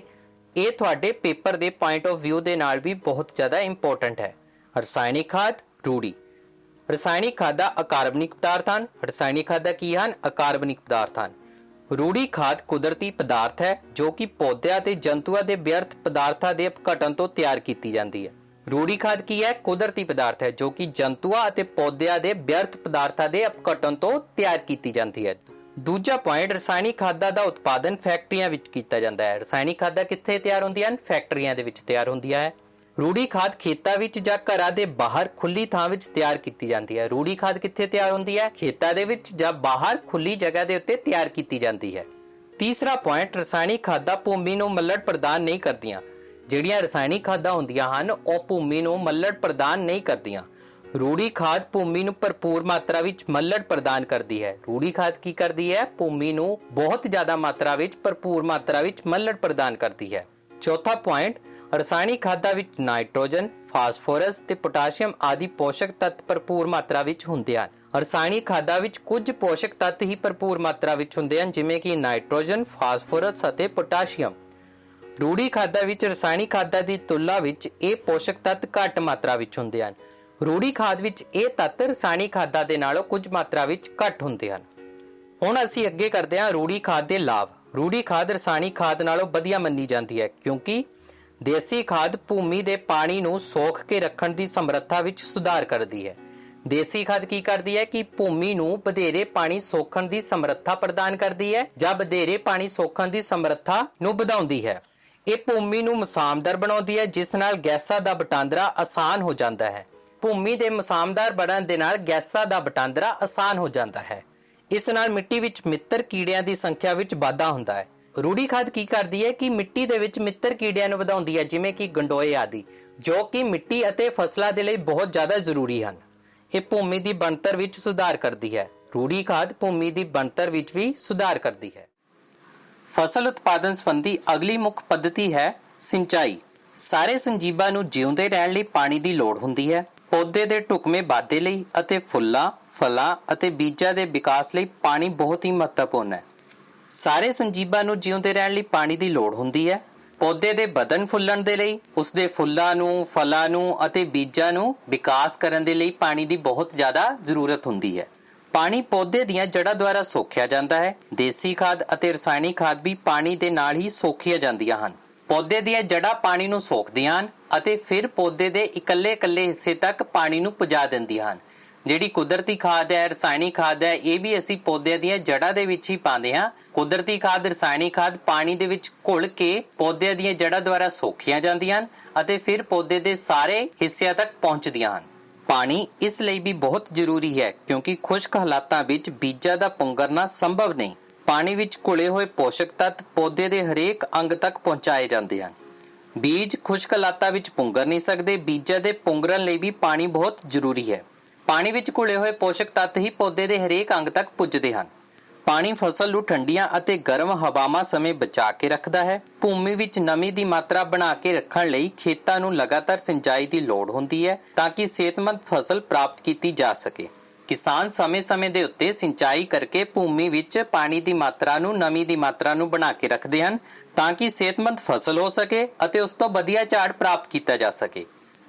ਪਾਣੀ ਦੀ ਜ਼ਰੂਰਤ ਨੂੰ ਪੂਰਾ ਕਰਨ ਲਈ ਫਸਲਾਂ ਨੂੰ ਵੱਖ-ਵੱਖ ਅੰਤਰਾਲ ਤੇ ਪਾਣੀ ਦਿੱਤਾ ਜਾਂਦਾ ਹੈ। ਇਸ ਨੂੰ ਸਿੰਚਾਈ ਆਖਦੇ ਹਨ। ਸਿੰਚਾਈ ਕਿਸ ਨੂੰ ਆਖਦੇ ਹਨ? ਫਸਲਾਂ ਨੂੰ ਨਿਸ਼ਚਿਤ ਸਮੇਂ ਬਾਅਦ ਪਾਣੀ ਦੇਣ ਨੂੰ, ਪਾਣੀ ਦੀ ਜ਼ਰੂਰਤ ਨੂੰ ਪੂਰਾ ਕਰਨ ਨੂੰ ਕੀ ਕਹਿੰਦੇ ਹਨ? ਸਿੰਚਾਈ ਕਹਿੰਦੇ ਹਨ। ਸਿੰਚਾਈ ਫਸਲਾਂ ਦੀ ਕਿਸਮ, ਭੂਮੀ ਦੀ ਕਿਸਮ ਅਤੇ ਮੌਸਮ ਤੇ ਨਿਰਭਰ ਕਰਦੀ ਹੈ। ਸਿੰਚਾਈ ਫਸਲਾਂ ਦੀ ਕਿਸਮ ਤੇ ਵੀ ਨਿਰਭਰ ਕਰਦੀ ਹੈ ਕਿ ਕਿਹੜੀ ਫਸਲ ਹੈ। ਕਿਸੇ ਫਸਲ ਨੂੰ ਜ਼ਿਆਦਾ ਪਾਣੀ ਦੀ ਜ਼ਰੂਰਤ ਹੁੰਦੀ ਹੈ, ਕਿਸੇ ਫਸਲ ਨੂੰ ਘੱਟ ਪਾਣੀ ਦੀ ਜ਼ਰੂਰਤ ਹੁੰਦੀ ਹੈ। ਇਸ ਦਾ ਮਤਲਬ ਕਿਸੇ ਫਸਲ ਨੂੰ ਜ਼ਿਆਦਾ ਸਿੰਚਾਈ ਦੀ ਜ਼ਰੂਰਤ ਪੈ ਸਕਦੀ ਹੈ, ਕਿਸੇ ਫਸਲ ਨੂੰ ਘੱਟ ਸਿੰਚਾਈ ਦੀ ਜ਼ਰੂਰਤ ਪੈ ਸਕਦੀ ਹੈ। ਭੂਮੀ ਦੀ ਕਿਸਮ ਕਿਸ ਤਰ੍ਹਾਂ ਦੀ ਹੈ? ਭੂਮੀ ਸਾਨੂੰ ਪਤਾ ਵੱਖਰੇ ਕਿਸਮ ਦੀ ਹੈ। ਚੀਕਨੀ ਮਿੱਟੀ ਹੈ, ਦੋਮਟ ਮਿੱਟੀ ਹੈ, ਰੇਤਲੀ ਮਿੱਟੀ ਹੈ, ਠੀਕ ਹੈ। ਹੋਰ ਵੀ ਵੱਖ-ਵੱਖ ਤਰ੍ਹਾਂ ਦੀਆਂ ਮਿੱਟੀਆਂ। ਜਿਸ ਤਰ੍ਹਾਂ ਦੀ ਭੂਮੀ ਦੀ ਕਿਸਮ ਹੋਵੇਗੀ ਉਸੇ ਤਰ੍ਹਾਂ ਦੀ ਸਾਨੂੰ ਸਿੰਚਾਈ ਦੀ ਜ਼ਰੂਰਤ ਪਵੇਗੀ। ਇਸੇ ਤਰ੍ਹਾਂ ਮੌਸਮ ਦਾ ਵੀ ਸਿੰਚਾਈ ਉੱਤੇ ਪ੍ਰਭਾਵ ਪੈਂਦਾ ਹੈ। ਜਿੱਥੇ ਜ਼ਿਆਦਾ ਵਰਖਾ ਹੁੰਦੀ ਹੈ ਉੱਥੇ ਘੱਟ ਸਿੰਚਾਈ ਦੀ ਜ਼ਰੂਰਤ ਹੁੰਦੀ ਹੈ, ਜਿੱਥੇ ਘੱਟ ਵਰਖਾ ਹੁੰਦੀ ਹੈ ਉੱਥੇ ਜ਼ਿਆਦਾ ਸਿੰਚਾਈ ਦੀ ਜ਼ਰੂਰਤ ਹੁੰਦੀ ਹੈ। ਗਰਮੀਆਂ ਵਿੱਚ ਸਿੰਚਾਈ ਦੀ ਵੱਧ ਲੋੜ ਹੁੰਦੀ ਹੈ। ਗਰਮੀਆਂ ਵਿੱਚ ਸਿੰਚਾਈ ਦੀ ਇਸ ਲਈ ਵੀ ਵੱਧ ਜ਼ਰੂਰਤ ਹੁੰਦੀ ਹੈ ਕਿਉਂਕਿ ਗਰਮੀਆਂ ਦੇ ਵਿੱਚ ਪਾਣੀ ਦਾ ਬਾਸ਼ਪੀਕਰਨ ਵੀ ਜ਼ਿਆਦਾ ਹੁੰਦਾ ਹੈ। ਸਿੰਚਾਈ ਦੇ ਸੋਮੇ। ਸਿੰਚਾਈ ਦੇ ਸੋਮੇ ਹਨ ਖੂਹ, ਟਿਊਬਵੈੱਲ, ਛੱਪੜ, ਝੀਲਾਂ, ਦਰਿਆ, ਬੰਨ ਅਤੇ ਨਹਿਰਾਂ। ਸਿੰਚਾਈ ਦੇ ਮੁੱਖ ਸੋਮੇ ਕਿਹੜੇ ਹਨ? ਖੂਹ ਹਨ, ਟਿਊਬਵੈੱਲ ਹਨ, ਛੱਪੜ ਹਨ, ਝੀਲਾਂ, ਦਰਿਆ, ਬੰਨ ਅਤੇ ਨਹਿਰਾਂ। ਸਿੰਚਾਈ ਦੇ ਰਵਾਇਤੀ ਤਰੀਕੇ। ਵੱਖ-ਵੱਖ ਖੇਤਰਾਂ ਵਿੱਚ ਖੂਹਾਂ, ਝੀਲਾਂ ਅਤੇ ਨਹਿਰਾਂ ਦੇ ਪਾਣੀ ਨੂੰ ਖੇਤਾਂ ਆਦਿ ਤੱਕ ਪਹੁੰਚਾਉਣ ਲਈ ਵੱਖ-ਵੱਖ ਢੰਗਾਂ ਦੀ ਵਰਤੋਂ ਕੀਤੀ ਜਾਂਦੀ ਹੈ। ਇਹਨਾਂ ਢੰਗਾਂ ਵਿੱਚ ਮਨੁੱਖੀ ਸ਼ਕਤੀ ਜਾਂ ਪਸ਼ੂਆਂ ਦੀ ਵਰਤੋਂ ਕੀਤੀ ਜਾਂਦੀ ਹੈ। ਇਸ ਲਈ ਇਹ ਢੰਗ ਬਹੁਤ ਸਸਤੇ ਤਾਂ ਹਨ ਪਰੰਤੂ ਇੰਨੇ ਕਾਰਗਰ ਸਿੱਧ ਨਹੀਂ ਹੁੰਦੇ। ਕੁਝ ਰਵਾਇਤੀ ਤਰੀਕੇ ਹਨ ਘਿਰਨੀ ਪ੍ਰਣਾਲੀ, ਚੇਨ ਪੰਪ, ਟੇਕਲੀ ਦੁਆਰਾ, ਰਹਟ ਜਾਂ ਹਲਟ। ਸਿੰਚਾਈ ਦੇ ਰਵਾਇਤੀ ਤਰੀਕਿਆਂ ਤੋਂ ਭਾਵ ਹੈ ਕਿ ਜੋ ਪਹਿਲਾਂ ਤੋਂ ਕਾਫੀ ਸਮਾਂ ਪਹਿਲਾਂ ਤੋਂ ਚੱਲਦੇ ਆ ਰਹੇ ਹਨ, ਜਿਸ ਵਿੱਚ ਮਨੁੱਖਾਂ ਜਾਂ ਪਸ਼ੂਆਂ ਦੀ ਵਰਤੋਂ ਕਰਕੇ ਫਸਲਾਂ ਨੂੰ ਪਾਣੀ ਲਗਾਇਆ ਜਾਂਦਾ ਸੀ। ਇਹ ਚਿੱਤਰ ਪੁਰਾਣੇ ਰਵਾਇਤੀ ਤਰੀਕਿਆਂ ਨੂੰ ਦਰਸਾ ਰਹੇ ਹਨ। ਘਿਰਨੀ ਪ੍ਰਣਾਲੀ, ਚੇਨ ਪੰਪ, ਟੇਕਲੀ ਦੁਆਰਾ, ਰਹਟ ਜਾਂ ਹਲਟ ਦੁਆਰਾ ਅਸੀਂ ਖੇਤਾਂ ਨੂੰ ਪਾਣੀ ਲਗਾਉਂਦੇ ਸਨ ਜਾਂ ਫਸਲਾਂ ਨੂੰ ਪਾਣੀ ਲਗਾਉਂਦੇ ਸਨ। ਅੱਜ ਵੀ ਕਈ ਖੇਤਰਾਂ ਦੇ ਵਿੱਚ ਫਸਲਾਂ ਨੂੰ ਸਿੰਚਾਈ ਕਰਨ ਦੇ ਲਈ ਇਹਨਾਂ ਤਰੀਕਿਆਂ ਦੀ ਵਰਤੋਂ ਕੀਤੀ ਜਾਂਦੀ ਹੈ। ਪਾਣੀ ਨੂੰ ਉੱਪਰ ਖਿੱਚਣ ਲਈ ਆਮ ਤੌਰ ਤੇ ਪੰਪਾਂ ਦੀ ਵਰਤੋਂ ਕੀਤੀ ਜਾਂਦੀ ਹੈ। ਪੰਪ ਚਲਾਉਣ ਲਈ ਡੀਜ਼ਲ, ਬਾਇਓਗੈਸ, ਬਿਜਲੀ ਅਤੇ ਸੂਰਜੀ ਊਰਜਾ ਦੀ ਵਰਤੋਂ ਕੀਤੀ ਜਾਂਦੀ ਹੈ। ਜੇ ਅਸੀਂ ਆਲੇ ਦੁਆਲੇ ਮੋਟਰਾਂ ਦੇ ਉੱਤੇ ਦੇਖੀਏ ਤਾਂ ਮੋਟਰਾਂ ਦੇ ਉੱਤੇ ਕੀ ਦਿਖਾਈ ਦੇਵੇਗਾ ਕਿ ਪੰਪ ਦੀ ਮਦਦ ਦੇ ਨਾਲ ਪਾਣੀ ਨੂੰ ਅਸੀਂ ਉੱਪਰ ਖਿੱਚਦੇ ਹਾਂ। ਉਹਨਾਂ ਪੰਪਾਂ ਨੂੰ ਚਲਾਉਣ ਲਈ ਸਾਨੂੰ ਬਿਜਲੀ ਦੀ, ਡੀਜ਼ਲ ਦੀ, ਬਾਇਓਗੈਸ ਦੀ ਜਾਂ ਸੂਰਜੀ ਊਰਜਾ ਦੀ ਜ਼ਰੂਰਤ ਪੈਂਦੀ ਹੈ। ਇਹਨਾਂ ਪੰਪਾਂ ਦੇ ਉੱਤੇ ਹੀ ਸਿੰਚਾਈ ਦੇ ਆਧੁਨਿਕ ਢੰਗ ਨਿਰਭਰ ਹਨ। ਸਿੰਚਾਈ ਦੇ ਆਧੁਨਿਕ ਢੰਗ ਸਾਨੂੰ ਪਾਣੀ ਦੀ ਸੰਜਮਤਾ ਨਾਲ ਵਰਤੋਂ ਕਰਨ ਵਿੱਚ ਸਹਾਇਤਾ ਕਰਦੇ ਹਨ। ਸਿੰਚਾਈ ਦੇ ਜਿਹੜੇ ਆਧੁਨਿਕ ਢੰਗ ਹਨ, ਨਵੀਨ ਢੰਗ ਹਨ, ਉਹ ਸਾਨੂੰ ਪਾਣੀ ਦੀ ਸਹੀ ਤਰੀਕੇ ਨਾਲ ਵਰਤੋਂ ਕਰਨ ਦੇ ਵਿੱਚ ਮਦਦ ਕਰਦੇ ਹਨ, ਹੈਲਪ ਕਰਦੇ ਹਨ। ਵਰਤੋਂ ਵਿੱਚ ਆਉਣ ਵਾਲੇ ਮੁੱਖ ਆਧੁਨਿਕ ਢੰਗ ਹੇਠ ਲਿਖੇ ਹਨ। ਪਹਿਲਾ, ਫੁਹਾਰਾ ਪ੍ਰਣਾਲੀ। ਇਹ ਪ੍ਰਣਾਲੀ ਅਣਪੱਧਰੀ ਜ਼ਮੀਨ ਲਈ ਬਹੁਤ ਲਾਭਦਾਇਕ ਹੈ, ਜਿੱਥੇ ਪਾਣੀ ਇਕਸਾਰ ਮਾਤਰਾ ਵਿੱਚ ਨਹੀਂ ਪਹੁੰਚ ਸਕਦਾ। ਲੰਬਾਤਵਕ ਰੂਪ ਵਿੱਚ ਖੜੀਆਂ ਪਾਈਪਾਂ ਜਿਨ੍ਹਾਂ ਦੇ ਸਿਰੇ ਤੇ ਘੁੰਮਣ ਵਾਲੀਆਂ ਨੋਜ਼ਲਾਂ ਫਿੱਟ ਕੀਤੀਆਂ ਹੁੰਦੀਆਂ ਹਨ ਨੂੰ ਇੱਕ ਮੁੱਖ ਪਾਈਪ ਨਾਲ ਕੁਝ ਦੂਰੀ ਤੇ ਜੋੜਿਆ ਜਾਂਦਾ ਹੈ। ਮੁੱਖ ਪਾਈਪ ਵਿੱਚੋਂ ਦੀ ਪੰਪ ਦੁਆਰਾ ਉੱਚ ਦਬਾਅ ਤੇ ਪਾਣੀ ਛੱਡਿਆ ਜਾਂਦਾ ਹੈ ਤਾਂ ਇਹ ਘੁੰਮ ਰਹੀਆਂ ਨੋਜ਼ਲਾਂ ਵਿੱਚੋਂ ਬਾਹਰ ਆਉਂਦਾ ਹੈ। ਇਹ ਪਾਣੀ ਫਸਲਾਂ ਉੱਪਰ ਇਸ ਤਰ੍ਹਾਂ ਛਿੜਕਿਆ ਜਾਂਦਾ ਹੈ ਜਿਵੇਂ ਵਰਖਾ ਹੋ ਰਹੀ ਹੋਵੇ। ਰੇਤਲੀ ਮਿੱਟੀ ਲਈ ਇਹ ਪ੍ਰਣਾਲੀ ਬਹੁਤ ਲਾਭਦਾਇਕ ਹੈ। ਫੁਹਾਰਾ ਪ੍ਰਣਾਲੀ ਦੀ ਵਰਤੋਂ ਦੀ ਗੱਲ ਕਰੀਏ ਤਾਂ ਫੁਹਾਰਾ ਪ੍ਰਣਾਲੀ ਦੀ ਵਰਤੋਂ ਕਿੱਥੇ ਕੀਤੀ ਜਾਂਦੀ ਹੈ? ਜਿੱਥੇ ਸਾਡੇ ਕੋਲ ਸਮਤਲ ਜ਼ਮੀਨ ਨਹੀਂ ਹੈ, ਅਸਮਤਲ ਜ਼ਮੀਨ ਹੈ, ਠੀਕ ਹੈ, ਉੱਥੇ ਫੁਹਾਰਾ ਪ੍ਰਣਾਲੀ ਦੀ ਵਰਤੋਂ ਕੀਤੀ ਜਾਂਦੀ ਹੈ। ਫੁਹਾਰਾ ਪ੍ਰਣਾਲੀ ਦੀ ਵਰਤੋਂ ਪਾਣੀ ਦੀ ਬਚਤ ਲਈ ਵੀ ਕੀਤੀ ਜਾਂਦੀ ਹੈ। ਜਿਸ ਤਰ੍ਹਾਂ ਤੁਹਾਨੂੰ ਚਿੱਤਰ ਦੇ ਵਿੱਚ ਦਿਖਾਈ ਦੇ ਰਿਹਾ ਹੈ, ਇਸ ਦੇ ਵਿੱਚ ਕੀ ਹੁੰਦਾ ਹੈ ਕਿ ਲੰਬਾਤਵਕ ਰੂਪ ਵਿੱਚ ਖੜੀਆਂ ਪਾਈਪਾਂ ਹੁੰਦੀਆਂ ਜਿਨ੍ਹਾਂ ਦੇ ਸਿਰੇ ਤੇ ਘੁੰਮਣ ਵਾਲੀਆਂ ਨੋਜ਼ਲਾਂ ਫਿੱਟ ਕੀਤੀਆਂ ਹੁੰਦੀਆਂ। ਜਦੋਂ ਪਾਣੀ ਉਹਨਾਂ ਨੋਜ਼ਲਾਂ ਤੱਕ ਪੁੱਜਦਾ ਹੈ ਤਾਂ ਨੋਜ਼ਲਾਂ ਘੁੰਮਦੀਆਂ ਹਨ ਤੇ ਨੋਜ਼ਲਾਂ ਦੇ ਘੁੰਮਣ ਦੇ ਨਾਲ ਪਾਣੀ ਫਸਲਾਂ ਦੇ ਉੱਪਰ ਜਾਂ ਬੂਟਿਆਂ ਦੇ ਉੱਤੇ ਜਾਂ ਪੌਦਿਆਂ ਦੇ ਉੱਤੇ ਇਸ ਤਰ੍ਹਾਂ ਪੈਂਦਾ ਹੈ ਜਿਸ ਤਰ੍ਹਾਂ ਵਰਖਾ ਹੋ ਰਹੀ ਹੁੰਦੀ ਹੈ। ਅਗਲਾ ਆਧੁਨਿਕ ਢੰਗ ਹੈ ਤੁਪਕਾ ਪ੍ਰਣਾਲੀ। ਇਸ ਪ੍ਰਣਾਲੀ ਵਿੱਚ ਪਾਣੀ ਤੁਪਕਾ ਕਰਕੇ ਜੜ੍ਹਾਂ ਦੇ ਨੇੜੇ ਵਾਲੀ ਜਗ੍ਹਾ ਤੇ ਛੱਡਿਆ ਜਾਂਦਾ ਹੈ, ਇਸ ਲਈ ਇਸ ਨੂੰ ਤੁਪਕਾ ਪ੍ਰਣਾਲੀ ਆਖਦੇ ਹਨ। ਫਲਦਾਰ ਦਰਖਤਾਂ, ਬਾਗਾਂ ਅਤੇ ਆਮ ਦਰਖਤਾਂ ਨੂੰ ਪਾਣੀ ਦੇਣ ਦੇ ਲਈ ਇਹ ਇੱਕ ਬਹੁਤ ਵਧੀਆ ਤਰੀਕਾ ਹੈ। ਇਸ ਪ੍ਰਣਾਲੀ ਦੁਆਰਾ ਦਰਖਤਾਂ ਨੂੰ ਪਾਣੀ ਤੁਪਕਾ ਕਰਕੇ ਪ੍ਰਾਪਤ ਹੁੰਦਾ ਹੈ, ਜਿਸ ਤਰ੍ਹਾਂ ਤੁਹਾਨੂੰ ਚਿੱਤਰ ਦੇ ਵਿੱਚ ਦਿਖਾਈ ਦੇ ਰਿਹਾ ਹੈ। ਇਸ ਪ੍ਰਣਾਲੀ ਵਿੱਚ ਪਾਣੀ ਦਾ ਇੱਕ ਵੀ ਤੁਪਕਾ ਅਜਾਈ ਨਹੀਂ ਜਾਂਦਾ। ਪਾਣੀ ਦੀ ਕਮੀ ਵਾਲੇ ਖੇਤਰਾਂ ਵਿੱਚ ਇਹ ਪ੍ਰਣਾਲੀ ਇੱਕ ਵਰਦਾਨ ਹੈ। ਅਗਲਾ ਆਧੁਨਿਕ ਢੰਗ ਸਿੰਚਾਈ ਦਾ ਕੀ ਹੈ? ਤੁਪਕਾ ਪ੍ਰਣਾਲੀ ਹੈ। ਇਸ ਦੇ ਵਿੱਚ ਕੀ ਹੁੰਦਾ ਹੈ ਕਿ ਤੁਪਕਾ ਕਰਕੇ ਪਾਣੀ ਪੌਦਿਆਂ ਦੀਆਂ ਜੜ੍ਹਾਂ ਤੱਕ ਪਹੁੰਚਾਇਆ ਜਾਂਦਾ ਹੈ। ਇਸ ਦੇ ਨਾਲ ਕੀ ਹੁੰਦਾ ਹੈ ਕਿ ਪਾਣੀ ਦੀ ਇੱਕ ਬੂੰਦ ਵੀ ਖਰਾਬ ਨਹੀਂ ਜਾਂਦੀ, ਵੇਸਟ ਨਹੀਂ ਹੁੰਦੀ। ਫਲਦਾਰ ਦਰਖਤ ਹੈ, ਬਾਗ ਹੈ ਜਾਂ ਆਮ ਦਰਖਤ ਹੈ, ਇਹਨਾਂ ਸਾਰਿਆਂ ਨੂੰ ਤੁਪਕਾ ਪ੍ਰਣਾਲੀ ਨਾਲ ਪਾਣੀ ਦੇਣਾ ਇੱਕ ਬਹੁਤ ਵਧੀਆ ਤਰੀਕਾ ਹੈ। ਤੁਪਕਾ ਪ੍ਰਣਾਲੀ ਦੀ ਵਰਤੋਂ ਉਹਨਾਂ ਖੇਤਰਾਂ ਦੇ ਵਿੱਚ ਹੀ ਜ਼ਿਆਦਾ ਕੀਤੀ ਜਾਂਦੀ ਹੈ ਜਿੱਥੇ ਪਾਣੀ ਦੀ ਬਹੁਤ ਜ਼ਿਆਦਾ ਕਮੀ ਹੈ। ਪਾਣੀ ਦੀ ਕਮੀ ਵਾਲੇ ਖੇਤਰਾਂ ਦੇ ਵਿੱਚ ਉਹ ਇੱਕ ਕੀਮਤੀ ਬੂੰਦ ਦੀ ਸੰਭਾਲ ਕਰਕੇ ਫਸਲਾਂ ਨੂੰ, ਪੌਦਿਆਂ ਨੂੰ, ਬਾਗਾਂ ਨੂੰ ਜਾਂ ਦਰਖਤਾਂ ਨੂੰ ਬੜੇ ਕਰਨ ਦੇ ਵਿੱਚ ਵਰਤਦੇ ਹਨ। ਫਸਲ ਉਤਪਾਦਨ ਸੰਬੰਧੀ ਅਗਲੀ ਮੁੱਖ ਖੇਤੀ ਪੱਧਤੀ ਇਸ ਪ੍ਰਕਾਰ ਹੈ। ਨਦੀਨਾਂ ਤੋਂ ਸੁਰੱਖਿਆ। ਬੂਝੋ ਅਤੇ ਪਹੇਲੀ ਨੇੜੇ ਦੇ ਇੱਕ ਕਣਕ ਦੇ ਖੇਤ ਵਿੱਚ ਗਏ ਅਤੇ ਉਹਨਾਂ ਨੇ ਵੇਖਿਆ ਕਿ ਖੇਤ ਵਿੱਚ ਕਣਕ ਦੀ ਫਸਲ ਦੇ ਨਾਲ-ਨਾਲ ਕੁਝ ਹੋਰ ਪੌਦੇ ਵੀ ਉੱਗ ਰਹੇ ਸਨ। ਕੀ ਇਹ ਹੋਰ ਪੌਦੇ ਵੀ ਕਣਕ ਦੀ ਫਸਲ ਨਾਲ ਕਿਸੇ ਖਾਸ ਉਦੇਸ਼ ਲਈ ਉਗਾਏ ਗਏ ਸਨ? ਖੇਤ ਵਿੱਚ ਫਸਲ ਦੇ ਨਾਲ-ਨਾਲ ਕਈ ਵਾਰ ਫਾਲਤੂ ਪੌਦੇ ਵੀ ਉੱਗ ਆਉਂਦੇ ਹਨ। ਇਹਨਾਂ ਫਾਲਤੂ ਪੌਦਿਆਂ ਨੂੰ ਨਦੀਨ ਕਿਹਾ ਜਾਂਦਾ ਹੈ। ਬੂਝੋ ਅਤੇ ਪਹੇਲੀ ਨੂੰ ਕਣਕ ਦੀ ਫਸਲ ਦੇ ਵਿੱਚ ਕੁਝ ਹੋਰ ਪੌਦੇ ਉੱਗੇ ਹੋਏ ਵਿਖਾਈ ਦਿੰਦੇ ਹਨ। ਉਹਨਾਂ ਨੂੰ ਇਹ ਲੱਗਦਾ ਹੈ ਕਿ ਇਹ ਪੌਦੇ ਕਣਕ ਦੀ ਫਸਲ ਨਾਲ ਕਿਸੇ ਖਾਸ ਉਦੇਸ਼ ਨਾਲ ਲਗਾਏ ਗਏ ਹੋਣਗੇ। ਖੇਤ ਦੇ ਵਿੱਚ ਜੋ ਪੌਦੇ ਬੂਝੋ ਅਤੇ ਪਹੇਲੀ ਨੇ ਕਣਕ ਦੀ ਫਸਲ ਨਾਲ ਉੱਗੇ ਹੋਏ ਵੇਖੇ ਸਨ, ਉਹਨਾਂ ਨੂੰ ਨਦੀਨ ਕਿਹਾ ਜਾਂਦਾ ਹੈ। ਉਹ ਫਾਲਤੂ ਪੌਦੇ ਹਨ ਜੋ ਕਿਸੇ ਵੀ ਫਸਲ ਦੇ ਨਾਲ ਉੱਗ ਆਉਂਦੇ ਹਨ। ਖੇਤ ਵਿੱਚ ਫਸਲ ਦੇ ਨਾਲ-ਨਾਲ ਕਈ ਵਾਰ ਫਾਲਤੂ ਪੌਦੇ ਉੱਗ ਆਉਂਦੇ ਹਨ। ਇਹਨਾਂ ਫਾਲਤੂ ਪੌਦਿਆਂ ਨੂੰ ਨਦੀਨ ਕਿਹਾ ਜਾਂਦਾ ਹੈ। ਇਹਨਾਂ ਨਦੀਨਾਂ ਨੂੰ ਖੇਤ ਵਿੱਚੋਂ ਬਾਹਰ ਕੱਢਣ ਦੀ ਪ੍ਰਕਿਰਿਆ ਨੂੰ ਗੋਡੀ ਕਹਿੰਦੇ ਹਨ। ਗੋਡੀ ਕਿਸ ਨੂੰ ਕਿਹਾ ਜਾਂਦਾ ਹੈ? ਖੇਤ ਦੇ ਵਿੱਚੋਂ ਨਦੀਨਾਂ ਨੂੰ ਬਾਹਰ ਕੱਢਣ ਦੀ ਪ੍ਰਕਿਰਿਆ ਨੂੰ। ਨਦੀਨਾਂ ਨੂੰ ਖੇਤ ਵਿੱਚੋਂ ਬਾਹਰ ਕੱਢਣਾ ਬਹੁਤ ਹੀ ਜ਼ਰੂਰੀ ਹੈ ਕਿਉਂਕਿ ਇਹ ਫਸਲਾਂ ਨਾਲ ਪੋਸ਼ਕ ਤੱਤਾਂ, ਪਾਣੀ ਅਤੇ ਰੋਸ਼ਨੀ ਦੀ ਪ੍ਰਾਪਤੀ ਲਈ ਮੁਕਾਬਲਾ ਕਰਦੇ ਹਨ। ਇਸ ਨਾਲ ਫਸਲੀ ਪੌਦਿਆਂ ਦੇ ਵਾਧੇ ਉੱਪਰ ਮਾੜਾ ਅਸਰ ਪੈਂਦਾ ਹੈ ਅਤੇ ਫਸਲ ਦਾ ਝਾੜ ਘਟ ਜਾਂਦਾ ਹੈ। ਕੁਝ ਨਦੀਨ ਫਸਲਾਂ ਦੀ ਵਾਢੀ ਵੇਲੇ ਰੁਕਾਵਟ ਬਣਦੇ ਹਨ ਕਿਉਂਕਿ ਕੁਝ ਨਦੀਨ ਮਨੁੱਖ ਅਤੇ ਜੰਤੂਆਂ ਲਈ ਬਹੁਤ ਜ਼ਹਿਰੀਲੇ ਹੁੰਦੇ ਹਨ। ਨਦੀਨ ਕੀ ਕਰਦੇ ਹਨ? ਫਸਲਾਂ ਨਾਲ ਮੁਕਾਬਲਾ ਕਰਦੇ ਹਨ। ਕਿਸ ਚੀਜ਼ ਦਾ ਮੁਕਾਬਲਾ ਕਰਦੇ ਹਨ? ਪੋਸ਼ਕ ਤੱਤਾਂ ਲਈ, ਪਾਣੀ ਲਈ ਅਤੇ ਸੂਰਜ ਦੀ ਰੋਸ਼ਨੀ ਲਈ। ਇਸ ਦੇ ਨਾਲ ਕੀ ਹੁੰਦਾ ਹੈ ਕਿ ਫਸਲਾਂ ਨੂੰ ਪੋਸ਼ਕ ਤੱਤ, ਪਾਣੀ ਅਤੇ ਰੋਸ਼ਨੀ ਦੀ ਪ੍ਰਾਪਤੀ ਘੱਟ ਹੋਣ ਲੱਗਦੀ ਹੈ ਨਦੀਨਾਂ ਦੇ ਕਾਰਨ। ਅਗਰ ਅਸੀਂ ਨਦੀਨਾਂ ਨੂੰ ਬਾਹਰ ਨਹੀਂ ਕੱਢਦੇ ਤਾਂ ਫਸਲਾਂ ਦਾ ਝਾੜ ਵੀ ਘਟ ਜਾਂਦਾ ਹੈ। ਨਦੀਨਾਂ ਦਾ ਇੱਕ ਹੋਰ ਜ਼ਿਆਦਾ ਨੁਕਸਾਨ ਇਹ ਵੀ ਹੈ ਕਿ ਨਦੀਨ ਬੜੇ ਹੋ ਕੇ ਫਸਲਾਂ ਦੀ ਵਾਢੀ ਦੇ ਵਿੱਚ ਵੀ ਰੁਕਾਵਟ ਪਾਉਂਦੇ ਹਨ। ਕਈ ਜ਼ਿਆਦਾ ਨਦੀਨ ਤਾਂ ਬਹੁਤ ਜ਼ਹਿਰੀਲੇ ਹੁੰਦੇ ਹਨ ਜੋ ਕਿ ਮਨੁੱਖ ਅਤੇ ਪਸ਼ੂਆਂ ਨੂੰ ਵੀ ਬਹੁਤ ਜ਼ਿਆਦਾ ਹਾਨੀ ਪਹੁੰਚਾਉਂਦੇ ਹਨ। ਕਿਸਾਨਾਂ ਵੱਲੋਂ ਨਦੀਨਾਂ ਨੂੰ ਹਟਾਉਣ ਲਈ ਅਤੇ ਉਹਨਾਂ ਦਾ ਵਾਧਾ ਰੋਕਣ ਲਈ ਵੱਖ-ਵੱਖ ਢੰਗ ਵਰਤੇ ਜਾਂਦੇ ਹਨ। ਬੀਜ ਬੀਜਣ ਤੋਂ ਪਹਿਲਾਂ ਹਲ ਵਾਹੁਣ ਨਾਲ ਨਦੀਨ ਜੜੋਂ ਪੁੱਟੇ ਜਾਂਦੇ ਹਨ। ਪੁੱਟੇ ਹੋਏ ਪੌਦੇ ਸੁੱਕ ਕੇ ਭੂਮੀ ਵਿੱਚ ਰਲ ਜਾਂਦੇ ਹਨ। ਨਦੀਨਾਂ ਨੂੰ ਫੁੱਲ ਪੈਣ ਜਾਂ ਬੀਜ ਬਣਨ ਤੋਂ ਪਹਿਲਾਂ ਖੇਤ ਵਿੱਚੋਂ ਹਟਾ ਦੇਣਾ ਚਾਹੀਦਾ ਹੈ। ਨਦੀਨਾਂ ਨੂੰ ਹੱਥ ਨਾਲ ਹਟਾਉਣ ਦੀ ਵਿਧੀ ਵਿੱਚ ਜਾਂ ਤਾਂ ਨਦੀਨਾਂ ਨੂੰ ਹੱਥ ਨਾਲ ਜੜੋਂ ਪੁੱਟ ਦਿੱਤਾ ਜਾਂਦਾ ਹੈ ਜਾਂ ਸਮੇਂ-ਸਮੇਂ ਤੇ ਨਦੀਨਾਂ ਨੂੰ ਬਿਲਕੁਲ ਜੜ ਕੋਲੋਂ ਕੱਟ ਦਿੱਤਾ ਜਾਂਦਾ ਹੈ। ਇਸ ਕੰਮ ਲਈ ਖੁਰਪੀ ਦੀ ਵਰਤੋਂ ਕੀਤੀ ਜਾਂਦੀ ਹੈ। ਸੀਡ ਡਰਿਲ ਜੋ ਕਿ ਤੁਹਾਨੂੰ ਚਿੱਤਰ ਦੇ ਵਿੱਚ ਦਿਖਾਈ ਦੇ ਰਹੀ ਹੈ ਦੀ ਵਰਤੋਂ ਵੀ ਖੇਤ ਵਿੱਚੋਂ ਨਦੀਨ ਹਟਾਉਣ ਲਈ ਕੀਤੀ ਜਾਂਦੀ ਹੈ। ਨਦੀਨਾਂ ਨੂੰ ਹਟਾਉਣ ਲਈ ਕਿਸਾਨਾਂ ਵੱਲੋਂ ਵੱਖ-ਵੱਖ ਢੰਗ ਵਰਤੇ ਜਾਂਦੇ ਹਨ। ਸਭ ਤੋਂ ਪਹਿਲਾਂ ਤਾਂ ਕੀ ਹੈ ਕਿ ਬੀਜ ਬੀਜਣ ਤੋਂ ਪਹਿਲਾਂ ਹੀ ਜਦੋਂ ਅਸੀਂ ਖੇਤ ਨੂੰ ਬਾਂਹਦੇ ਆ ਜਾਂ ਹੱਲ ਪਾਉਂਦੇ ਆ ਤਾਂ ਉਸ ਦੇ ਨਾਲ ਕੀ ਹੁੰਦਾ ਹੈ, ਨਦੀਨ ਜੜੋਂ ਪੁੱਟੇ ਜਾਂਦੇ ਹਨ। ਜਿਹੜੇ ਨਦੀਨ ਜੜੋਂ ਪੁੱਟ ਜਾਂਦੇ ਹਨ ਉਹ ਕੀ ਸੁੱਕ ਜਾਂਦੇ ਹਨ, ਸੁੱਕ ਕੇ ਭੂਮੀ ਦੇ ਵਿੱਚ ਰਲ ਜਾਂਦੇ ਹਨ। ਇਹ ਵੀ ਬਹੁਤ ਜ਼ਰੂਰੀ ਗੱਲ ਹੈ ਕਿ ਨਦੀਨਾਂ ਨੂੰ ਫੁੱਲ ਪੈਣ ਤੋਂ ਜਾਂ ਬੀਜ ਬਣਨ ਤੋਂ ਪਹਿਲਾਂ ਹੀ ਖੇਤ ਵਿੱਚੋਂ ਹਟਾ ਦੇਣਾ ਚਾਹੀਦਾ ਹੈ, ਕਿਉਂਕਿ ਫੁੱਲ ਪੈਣ ਜਾਂ ਬੀਜ ਬਣਨ ਤੋਂ ਬਾਅਦ ਨਦੀਨਾਂ ਦੀ ਸੰਖਿਆ ਵੱਧਦੀ ਜਾਵੇਗੀ ਜਾਂ ਜ਼ਿਆਦਾ ਵੱਧਦੀ ਜਾਵੇਗੀ। ਅਸੀਂ ਹੱਥ ਦੇ ਨਾਲ ਨਦੀਨਾਂ ਨੂੰ ਜੜੋਂ ਪੁੱਟ ਕੇ ਵੀ ਬਾਹਰ ਕੱਢ ਸਕਦੇ ਹਾਂ ਜਾਂ ਇਸ ਤਰ੍ਹਾਂ ਕਰ ਸਕਦੇ ਹਾਂ ਕਿ ਸਮੇਂ-ਸਮੇਂ ਤੇ ਇਸ ਨੂੰ ਜੜ ਦੇ ਕੋਲੋਂ ਕੱਟ ਦਈਏ। ਸੀਡ ਡਰਿਲ ਦੀ ਵਰਤੋਂ ਵੀ ਨਦੀਨਾਂ ਨੂੰ ਹਟਾਉਣ ਦੇ ਲਈ ਕੀਤੀ ਜਾਂਦੀ ਹੈ। ਨਦੀਨਾਂ ਦੀ ਰੋਕਥਾਮ ਲਈ ਕੁਝ ਰਸਾਇਣਿਕ ਪਦਾਰਥਾਂ ਦੀ ਵਰਤੋਂ ਵੀ ਕੀਤੀ ਜਾਂਦੀ ਹੈ ਜਿਨ੍ਹਾਂ ਨੂੰ ਨਦੀਨ ਨਾਸ਼ਕ ਆਖਦੇ ਹਨ, ਜਿਵੇਂ 2,4-D ਅਤੇ ਬੂਟਾ ਕਲੋਰ ਆਦਿ। ਨਦੀਨਾਂ ਨੂੰ ਨਸ਼ਟ ਕਰਨ ਲਈ ਇਹਨਾਂ ਨਦੀਨ ਨਾਸ਼ਕਾਂ ਦਾ ਖੇਤ ਵਿੱਚ ਖੜੀ ਫਸਲ ਉੱਪਰ ਛਿੜਕਾਅ ਕੀਤਾ ਜਾਂਦਾ ਹੈ। ਇਹ ਨਦੀਨ ਨਾਸ਼ਕ ਫਸਲਾਂ ਨੂੰ ਕੋਈ ਨੁਕਸਾਨ ਨਹੀਂ ਪਹੁੰਚਾਉਂਦੇ। ਨਦੀਨ ਨਾਸ਼ਕਾਂ ਦਾ ਪਾਣੀ ਵਿੱਚ ਪਤਲਾ ਘੋਲ ਤਿਆਰ ਕੀਤਾ ਜਾਂਦਾ ਹੈ ਜਿੰਨਾ ਕਿ ਫਸਲ ਉੱਪਰ ਲੋੜੀਂਦਾ ਹੋਵੇ। ਫਿਰ ਇਸ ਘੋਲ ਨੂੰ ਪੰਪ ਦੁਆਰਾ ਫਸਲ ਉੱਪਰ ਛਿੜਕਿਆ ਜਾਂਦਾ ਹੈ। ਨਦੀਨਾਂ ਦੀ ਰੋਕਥਾਮ ਦੇ ਲਈ ਅਸੀਂ ਕੁਝ ਰਸਾਇਣਿਕ ਪਦਾਰਥਾਂ ਦਾ ਵੀ ਛਿੜਕਾਅ ਕਰਦੇ ਹਾਂ ਜਿਨ੍ਹਾਂ ਨੂੰ ਅਸੀਂ ਕੀ ਕਹਿੰਦੇ ਹਾਂ, ਨਦੀਨ ਨਾਸ਼ਕ ਕਹਿੰਦੇ ਹਨ। ਕੁਝ ਨਦੀਨ ਨਾਸ਼ਕ ਕਿਹੜੇ ਹਨ? 2 ਹੈ, 4D ਹੈ ਅਤੇ ਬੂਟਾ ਕਲੋਰ ਆਦਿ। ਇਹਨਾਂ ਨਦੀਨ ਨਾਸ਼ਕਾਂ ਨੂੰ ਪਾਣੀ ਦੇ ਵਿੱਚ ਘੋਲ ਕੇ ਖੜੀ ਫਸਲ ਦੇ ਉੱਪਰ ਛਿੜਕਾਅ ਕੀਤਾ ਜਾਂਦਾ ਹੈ। ਇਹਨਾਂ ਨਦੀਨ ਨਾਸ਼ਕਾਂ ਦਾ ਫਸਲਾਂ ਉੱਪਰ ਕੋਈ ਪ੍ਰਭਾਵ ਨਹੀਂ ਪੈਂਦਾ, ਪਰ ਇਹ ਨਦੀਨਾਂ ਨੂੰ ਖਤਮ ਕਰ ਦਿੰਦੇ ਹਨ। ਜਿਵੇਂ ਪਹਿਲਾਂ ਦੱਸਿਆ ਗਿਆ ਹੈ ਕਿ ਨਦੀਨਾਂ ਦੇ ਵੱਧਦੇ ਸਮੇਂ ਜਾਂ ਫੁੱਲ ਅਤੇ ਬੀਜ ਬਣਨ ਤੋਂ ਪਹਿਲਾਂ ਨਦੀਨ ਨਾਸ਼ਕਾਂ ਦਾ ਛਿੜਕਾਅ ਕੀਤਾ ਜਾਂਦਾ ਹੈ। ਇਸ ਲਈ ਨਦੀਨ ਨਾਸ਼ਕਾਂ ਦਾ ਛਿੜਕਾਅ ਕਿਸਾਨਾਂ ਦੀ ਸਿਹਤ ਲਈ ਨੁਕਸਾਨਦਾਇਕ ਸਿੱਧ ਹੋ ਸਕਦਾ ਹੈ। ਇਸ ਲਈ ਕਿਸਾਨਾਂ ਨੂੰ ਇਹਨਾਂ ਦੀ ਵਰਤੋਂ ਬਹੁਤ ਹੀ ਸਾਵਧਾਨੀ ਨਾਲ ਕਰਨੀ ਚਾਹੀਦੀ ਹੈ। ਨਦੀਨ ਨਾਸ਼ਕਾਂ ਦਾ ਛਿੜਕਾਅ ਕਰਨ ਸਮੇਂ ਕਿਸਾਨਾਂ ਨੂੰ ਆਪਣਾ ਮੂੰਹ ਤੇ ਨੱਕ ਕੱਪੜੇ ਨਾਲ ਢੱਕ ਕੇ ਰੱਖਣਾ ਚਾਹੀਦਾ ਹੈ। ਨਦੀਨ ਨਾਸ਼ਕ ਰਸਾਇਣਿਕ ਪਦਾਰਥ ਹਨ ਜੋ ਕਿ ਖਤਰਨਾਕ ਅਤੇ ਜ਼ਹਿਰੀਲੇ ਹਨ।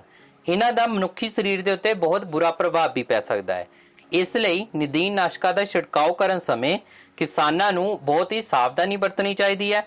ਉਹਨਾਂ ਨੂੰ ਨਦੀਨ ਨਾਸ਼ਕਾਂ ਦਾ ਛਿੜਕਾਅ ਕਰਨ ਸਮੇਂ ਆਪਣਾ ਮੂੰਹ, ਨੱਕ ਆਦਿ ਢੱਕ ਕੇ ਰੱਖਣੇ ਚਾਹੀਦੇ ਹਨ ਅਤੇ ਛਿੜਕਾਅ ਸਾਵਧਾਨੀ ਪੂਰਵਕ ਕਰਨਾ ਚਾਹੀਦਾ ਹੈ। ਫਸਲ ਉਤਪਾਦਨ ਦੀ ਅਗਲੀ ਮੁੱਖ ਪੱਧਤੀ ਹੈ ਵਾਢੀ। ਫਸਲ ਦੀ ਵਾਢੀ ਵੀ ਇੱਕ ਮਹੱਤਵਪੂਰਨ ਕੰਮ ਹੈ। ਫਸਲ ਪੱਕਣ ਤੋਂ ਬਾਅਦ ਉਸ ਨੂੰ ਕੱਟਣਾ ਵਾਢੀ ਅਖਵਾਉਂਦਾ ਹੈ। ਵਾਢੀ ਕਿਸ ਨੂੰ ਕਹਿੰਦੇ ਹਨ? ਜਦੋਂ ਫਸਲ ਪੱਕ ਜਾਂਦੀ ਹੈ, ਪੱਕੀ ਹੋਈ ਫਸਲ ਨੂੰ ਕੱਟ ਕੇ ਪ੍ਰਾਪਤ ਕਰਨ ਦੀ ਵਿਧੀ ਨੂੰ ਵਾਢੀ ਕਿਹਾ ਜਾਂਦਾ ਹੈ। ਵਾਢੀ ਸਮੇਂ ਜਾਂ ਤਾਂ ਫਸਲ ਨੂੰ ਪੁੱਟਿਆ ਜਾਂਦਾ ਹੈ ਜਾਂ ਜ਼ਮੀਨ ਦੇ ਨੇੜੇ ਤੋਂ ਕੱਟ ਦਿੱਤਾ ਜਾਂਦਾ ਹੈ। ਇੱਕ ਅਨਾਜ ਦੀ ਫਸਲ ਨੂੰ ਪੱਕਣ ਲਈ 3 ਜਾਂ 4 ਮਹੀਨਿਆਂ ਦਾ ਸਮਾਂ ਲੱਗਦਾ ਹੈ। ਆਮ ਤੌਰ ਤੇ ਇੱਕ ਅਨਾਜ ਦੀ ਫਸਲ ਨੂੰ ਪੱਕਣ ਦੇ ਲਈ ਕਿੰਨਾ ਸਮਾਂ ਲੱਗਦਾ ਹੈ? 3 ਤੋਂ 4 ਮਹੀਨੇ। ਸਾਡੇ ਦੇਸ਼ ਵਿੱਚ ਵਾਢੀ ਜਾਂ ਤਾਂ ਦਾਤੀ ਨਾਲ ਕੀਤੀ ਜਾਂਦੀ ਹੈ ਜਾਂ ਫਿਰ ਵਾਢੀ ਕਰਨ ਵਾਲੀ ਮਸ਼ੀਨ ਦੀ ਵਰਤੋਂ ਕੀਤੀ ਜਾਂਦੀ ਹੈ ਜਿਸ ਨੂੰ ਰੀਪਰ ਕਹਿੰਦੇ ਹਨ। ਸਾਡੇ ਦੇਸ਼ ਦੇ ਵਿੱਚ ਵਾਢੀ ਜਾਂ ਤਾਂ ਦਾਤੀ ਨਾਲ ਕੀਤੀ ਜਾਂਦੀ ਹੈ ਜਾਂ ਫਿਰ ਰੀਪਰ ਦੇ ਨਾਲ ਕੀਤੀ ਜਾਂਦੀ ਹੈ। ਕੱਟੀ ਹੋਈ ਫਸਲ ਵਿੱਚੋਂ ਦਾਣਿਆਂ ਨੂੰ ਵੱਖ ਕੀਤਾ ਜਾਂਦਾ ਹੈ ਜਿਸ ਨੂੰ ਗਹਾਈ ਕਹਿੰਦੇ ਹਨ। ਇਸ ਕੰਮ ਨੂੰ ਕੰਬਾਈਨ ਹਾਰਵੈਸਟਰ ਦੁਆਰਾ ਵੀ ਕੀਤਾ ਜਾ ਸਕਦਾ ਹੈ ਜੋ ਅਸਲ ਵਿੱਚ ਰੀਪਰ ਅਤੇ ਥ੍ਰੈਸ਼ਰ ਦਾ ਸੰਯੁਕਤ ਰੂਪ ਹੈ। ਦਾਤੀ ਨਾਲ ਪ੍ਰਾਪਤ ਹੋਈ ਫਸਲ ਜਾਂ ਰੀਪਰ ਨਾਲ ਕੱਟ ਕੇ ਪ੍ਰਾਪਤ ਹੋਈ ਫਸਲ ਵਿੱਚੋਂ ਦਾਣਿਆਂ ਨੂੰ ਵੱਖ ਕਰਨ ਲਈ ਥ੍ਰੈਸ਼ਿੰਗ ਮਸ਼ੀਨ ਦੀ ਵਰਤੋਂ ਕੀਤੀ ਜਾਂਦੀ ਹੈ ਜਿਸ ਪ੍ਰੋਸੈਸ ਨੂੰ ਅਸੀਂ ਗਹਾਈ ਕਹਿੰਦੇ ਹਾਂ। ਇਸ ਕੰਮ ਨੂੰ ਕਰਨ ਲਈ ਅਸੀਂ ਕੰਬਾਈਨ ਦੀ ਵੀ ਵਰਤੋਂ ਕਰ ਸਕਦੇ ਹਾਂ। ਅੱਜ ਕੱਲ ਤਾਂ ਅਸੀਂ ਫਸਲਾਂ ਦੀ ਵਾਢੀ ਦੇ ਲਈ ਕੰਬਾਈਨ ਮਸ਼ੀਨ ਦੀ ਹੀ ਵਰਤੋਂ ਕਰਦੇ ਹਾਂ। ਕੰਬਾਈਨ ਮਸ਼ੀਨ ਅਸਲ ਵਿੱਚ ਰੀਪਰ ਅਤੇ ਥ੍ਰੈਸ਼ਰ ਦਾ ਹੀ ਸੰਯੁਕਤ ਮਿਸ਼ਰਣ ਹੈ, ਸੰਯੁਕਤ ਰੂਪ ਹੈ। ਵਢਾਈ ਤੋਂ ਬਾਅਦ ਖੇਤ ਵਿੱਚ ਫਸਲ ਦੇ ਨਾੜ ਬਚ ਜਾਂਦੇ ਹਨ ਜੋ ਅਕਸਰ ਹੀ ਕਿਸਾਨਾਂ ਦੁਆਰਾ ਸਾੜ ਦਿੱਤੇ ਜਾਂਦੇ ਹਨ। ਪਹਿਲੀ ਬੜੀ ਚਿੰਤਾ ਵਿੱਚ ਹੈ ਉਹ ਜਾਣਦੀ ਹੈ ਕਿ ਇਸ ਤਰ੍ਹਾਂ ਕਰਨ ਨਾਲ ਪ੍ਰਦੂਸ਼ਣ ਫੈਲਦਾ ਹੈ। ਇਸ ਤਰ੍ਹਾਂ ਆਲੇ ਦੁਆਲੇ ਖੜੀ ਫਸਲ ਜਾਂ ਇਕੱਠੀ ਕੀਤੀ ਹੋਈ ਫਸਲ ਨੂੰ ਵੀ ਅੱਗ ਲੱਗਣ ਦਾ ਖਤਰਾ ਰਹਿੰਦਾ ਹੈ। ਫਸਲਾਂ ਦੀ ਵਾਢੀ ਤੋਂ ਬਾਅਦ ਅਸੀਂ ਆਮ ਤੌਰ ਤੇ ਇਸ ਤਰ੍ਹਾਂ ਦੀਆਂ ਖਬਰਾਂ ਸੁਣਦੇ ਵੀ ਹਾਂ ਕਿ ਫਸਲ ਦੀ ਨਾੜ ਨੂੰ ਅੱਗ ਲਗਾਉਣ ਤੋਂ ਬਾਅਦ ਨਾਲ ਦੇ ਖੇਤ ਦੀ ਫਸਲ ਨੂੰ ਵੀ ਅੱਗ ਲੱਗ ਗਈ ਹੈ ਜਾਂ ਬਹੁਤ ਸਾਰੀ ਫਸਲ ਦਾ ਨੁਕਸਾਨ ਹੋ ਜਾਂਦਾ ਹੈ। ਨਾੜ ਨੂੰ ਅੱਗ ਲਗਾਉਣ ਦਾ ਇੱਕ ਹੋਰ ਨੁਕਸਾਨ ਇਹ ਵੀ ਹੈ ਕਿ ਇਸ ਦੇ ਨਾਲ ਪ੍ਰਦੂਸ਼ਣ ਦੇ ਵਿੱਚ ਵੀ ਵਾਧਾ ਹੁੰਦਾ ਹੈ। ਘੱਟ ਜ਼ਮੀਨ ਵਾਲੇ ਕਿਸਾਨ ਦਾਣਿਆਂ ਨੂੰ ਤੂੜੀ ਨਾਲੋਂ ਵੱਖ ਕਰਨ ਲਈ ਛੱਟਣ ਵਿਧੀ ਦੀ ਵਰਤੋਂ ਕਰਦੇ ਹਨ।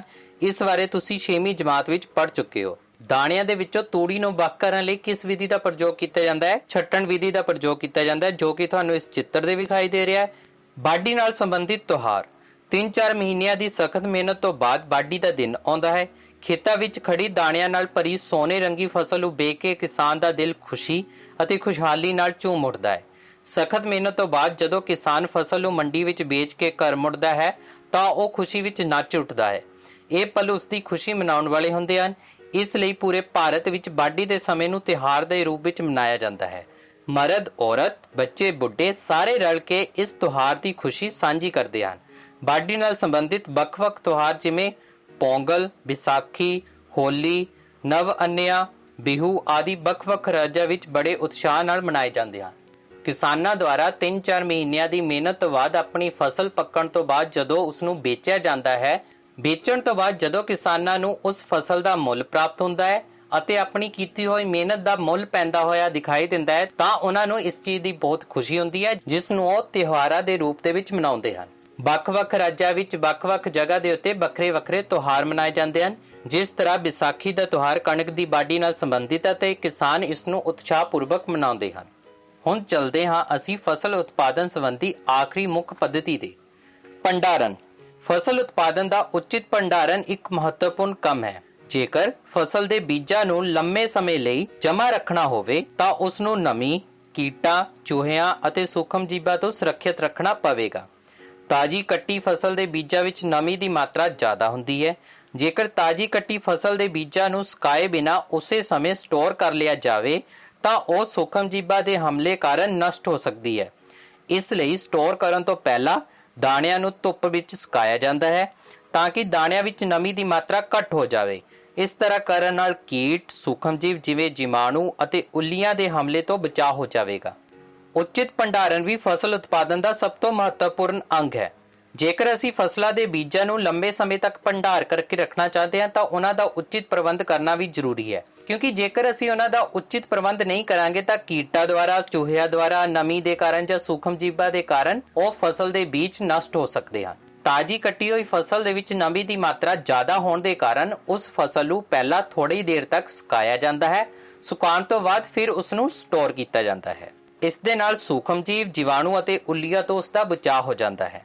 ਕਿਸਾਨ ਆਪਣੇ ਬਰਤਨ ਲਈ ਦਾਣਿਆਂ ਨੂੰ ਬੋਰੀਆਂ ਜਾਂ ਧਾਤ ਦੇ ਬਰਤਨਾਂ ਵਿੱਚ ਭੰਡਾਰ ਕਰਦੇ ਹਨ। ਅਸੀਂ ਅਕਸਰ ਆਪਣੇ ਘਰਾਂ ਦੇ ਵਿੱਚ ਢੋਲ ਦੇ ਵਿੱਚ ਦਾਣਿਆਂ ਨੂੰ ਪਏ ਹੋਏ ਦੇਖਿਆ ਹੈ। ਢੋਲ ਦੇ ਵਿੱਚ, ਧਾਤ ਦੇ ਬਰਤਨ ਦੇ ਵਿੱਚ ਜਾਂ ਬੋਰੀਆਂ ਦੇ ਵਿੱਚ ਅਸੀਂ ਇਸ ਨੂੰ ਕਿਉਂ ਸਟੋਰ ਕਰਦੇ ਹਾਂ? ਕਿਉਂਕਿ ਇਸ ਦੇ ਨਾਲ ਇਸ ਦੀ ਸੁਰੱਖਿਆ ਹੋ ਜਾਂਦੀ ਹੈ ਅਤੇ ਇਸ ਨੂੰ ਅਸੀਂ ਲੰਮੇ ਸਮੇਂ ਤੱਕ ਵਰਤ ਸਕਦੇ ਹਾਂ। ਵੱਡੇ ਪੱਧਰ ਤੇ ਦਾਣਿਆਂ ਦਾ ਭੰਡਾਰ ਗੋਦਾਮਾਂ ਵਿੱਚ ਕੀਤਾ ਜਾਂਦਾ ਹੈ ਤਾਂ ਕਿ ਦਾਣੇ ਚੂਹਿਆਂ ਜਾਂ ਕੀਟਾਂ ਆਦਿ ਤੋਂ ਬਚੇ ਰਹਿਣ। ਘਰਾਂ ਵਿੱਚ ਅਨਾਜ ਦੇ ਭੰਡਾਰਨ ਸਮੇਂ ਸੁੱਕੇ ਹੋਏ ਨਿੰਮ ਦੇ ਪੱਤਿਆਂ ਨੂੰ ਧਾਤ ਦੇ ਬਰਤਨ ਵਿੱਚ ਪਾ ਦਿੱਤਾ ਜਾਂਦਾ ਹੈ।